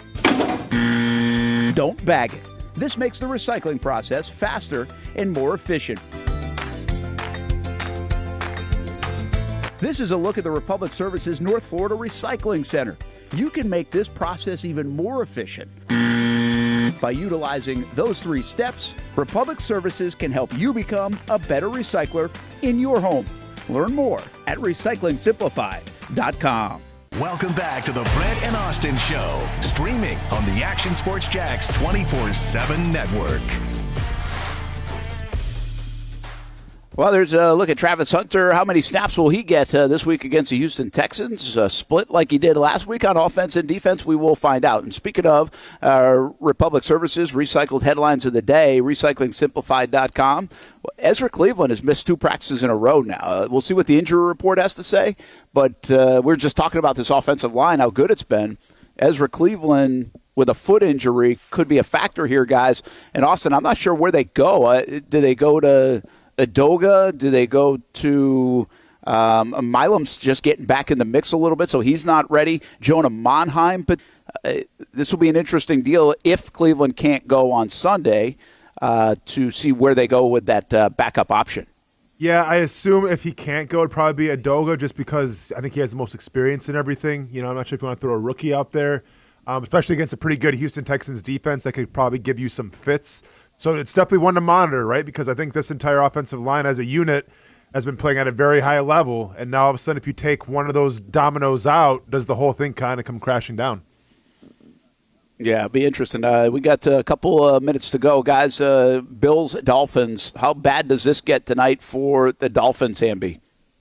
Well, it could be about as bad as it was for us, Jags in prime time last year. So we'll see. Maybe it wouldn't be a bad thing, so we can get that out of the way, and they can kind of take our place for the worst ass whipping on a Monday on a prime time game. I'll take the. That's a couple. What's that? That's a couple of ass mentions in the last hour for you. Oh, my fault. I'll take the Bills 38-13. Hey, don't apologize for saying the A word, please. Hamby, you're good. I'm not laughing at Hamby. I'm laughing at the way Brent brought it up. You're good, Hamby. Ass mentions. Ass away, dude. Mentions, bro. Just ass away, dude. You're good. Okay. Settle down. It's almost Friday. We're good. What do you got, Casey? What? For the game tonight. Oh, Bills by 62. I don't know. I mean, Bills he huge. asked if you had meta glasses. Oh, sorry. No. I don't know. I wasn't paying attention either. I do, but these are the judge glasses. There's no camera in these. Oh, those are the judge glasses. I'll take them off. Damn. Hey, those look good, man. Oh. No, they look good. They look good. Just checking. I was just asking. God, Bills by 62. We get. I'm going to bet Bills minus 60 and see what happens. Good luck with that. That's plus 1,200 today, I guess. Well, I won't be here tomorrow then, fellas. All right, that will do it. We got Jaguars All Access tonight, by the way. Travon Walker will be there, 7 o'clock, String Sports Brewery. What? You think Bills? Live on CBS 47. Austin probably had a take on the... No, not you, bro. Austin didn't get to go. This is exactly why I brought up the whole Travon Walker, Rashawn Gary thing to start the show out. Because here we go again. Hey, Brent, by the way, I think that the Bills will probably win this game too, but I think this is kind of a last-ditch effort from a Bills secondary that could be a little porous. I expect to see a good dose of Tyreek Hill tonight, especially if he's going to be on the list in terms of players to trade. You want to showcase him as much as possible. We have a lot of show sensitivity right now. Austin had already told me about the Bills in Miami in the first segment of the show. We asked him about going 0-3 and everything else. I just had to get these other guys on the show because they were in the picture. There it is. Now they're well, not. now you're the only one. That's good. So we'll tell you, thanks to Baker Sports for having us. And why don't you get out there and take advantage of their sale, 50% off apparel, footwear, equipment, Nike, Under Armour, Adidas at Beechwood Court, Jacksonville, Florida, 3600 Beechwood Court. That's right off Beach Boulevard. That's today, tomorrow, and Saturday until 6 o'clock today, 10 to 6 tomorrow, 10 to 4 on Saturday. So go take advantage of their sale as they moved into the new digs, which are fantastic here in Jacksonville. All right, that's going to do it for us. We'll see you tonight from Strings, and we'll see you on TV, and then back at it tomorrow with picks and also some weekend wagers. If you don't see a pit, it ain't legit. When you hear that, you think Bono's Pit Barbecue, a staple in Northeast Florida now for 75 years. A place that feels like home with friendly service, a meeting place for friends, family, or business occasions. On the menu, the corn nuggets are a favorite in our house, but there's something for everyone. Sandwiches, platters, salads, sides, desserts, and family feasts. You see Bono's all over the place in Northeast Florida. You know, there are almost 20 locations in the Jacksonville area now, so stop on by, sit down, and dine in with Bono's. You can also take it to go. There are drive-thrus in many of the locations, and they have delivery options too. Just download the Bono's app to make things easy. I signed up for the loyalty program, and you can too, to get special offers. If Jacksonville is home, few things feel more Jacksonville than Bono's Pit Barbecue. Celebrate 75 years and many more to come. Bono's Pit Barbecue. If you don't see a pit, it ain't legit. People helping people. It's at the core of what Alive Credit Union is all about, and it's been that way for over 70 years. From the start in 1954 to today, the mission remains to inspire financial wellness and give you a financially fit lifestyle. Alive Credit Union and its employees are committed to not only serving their valued members, but also our community here in Northeast Florida. I had a chance to see that commitment firsthand as Alive partnered with our Action Sports Jacks 24/7 team to bring you Armada men's and women's soccer broadcasts. Inside the 18, it is a shot, and it's a goal! Chloe Chivers. And that connection to the community continues with Alive Credit Union's support of the Police Athletic League of Jacksonville. Alive Credit Union's commitment to our community also involves serving the financial needs of all first responders through the recent merger partnership with City and Police Federal Credit Union. Join the community and become a member of Alive Credit Union today. Find out the many ways you can be inspired in financial wellness at alivecu.coop.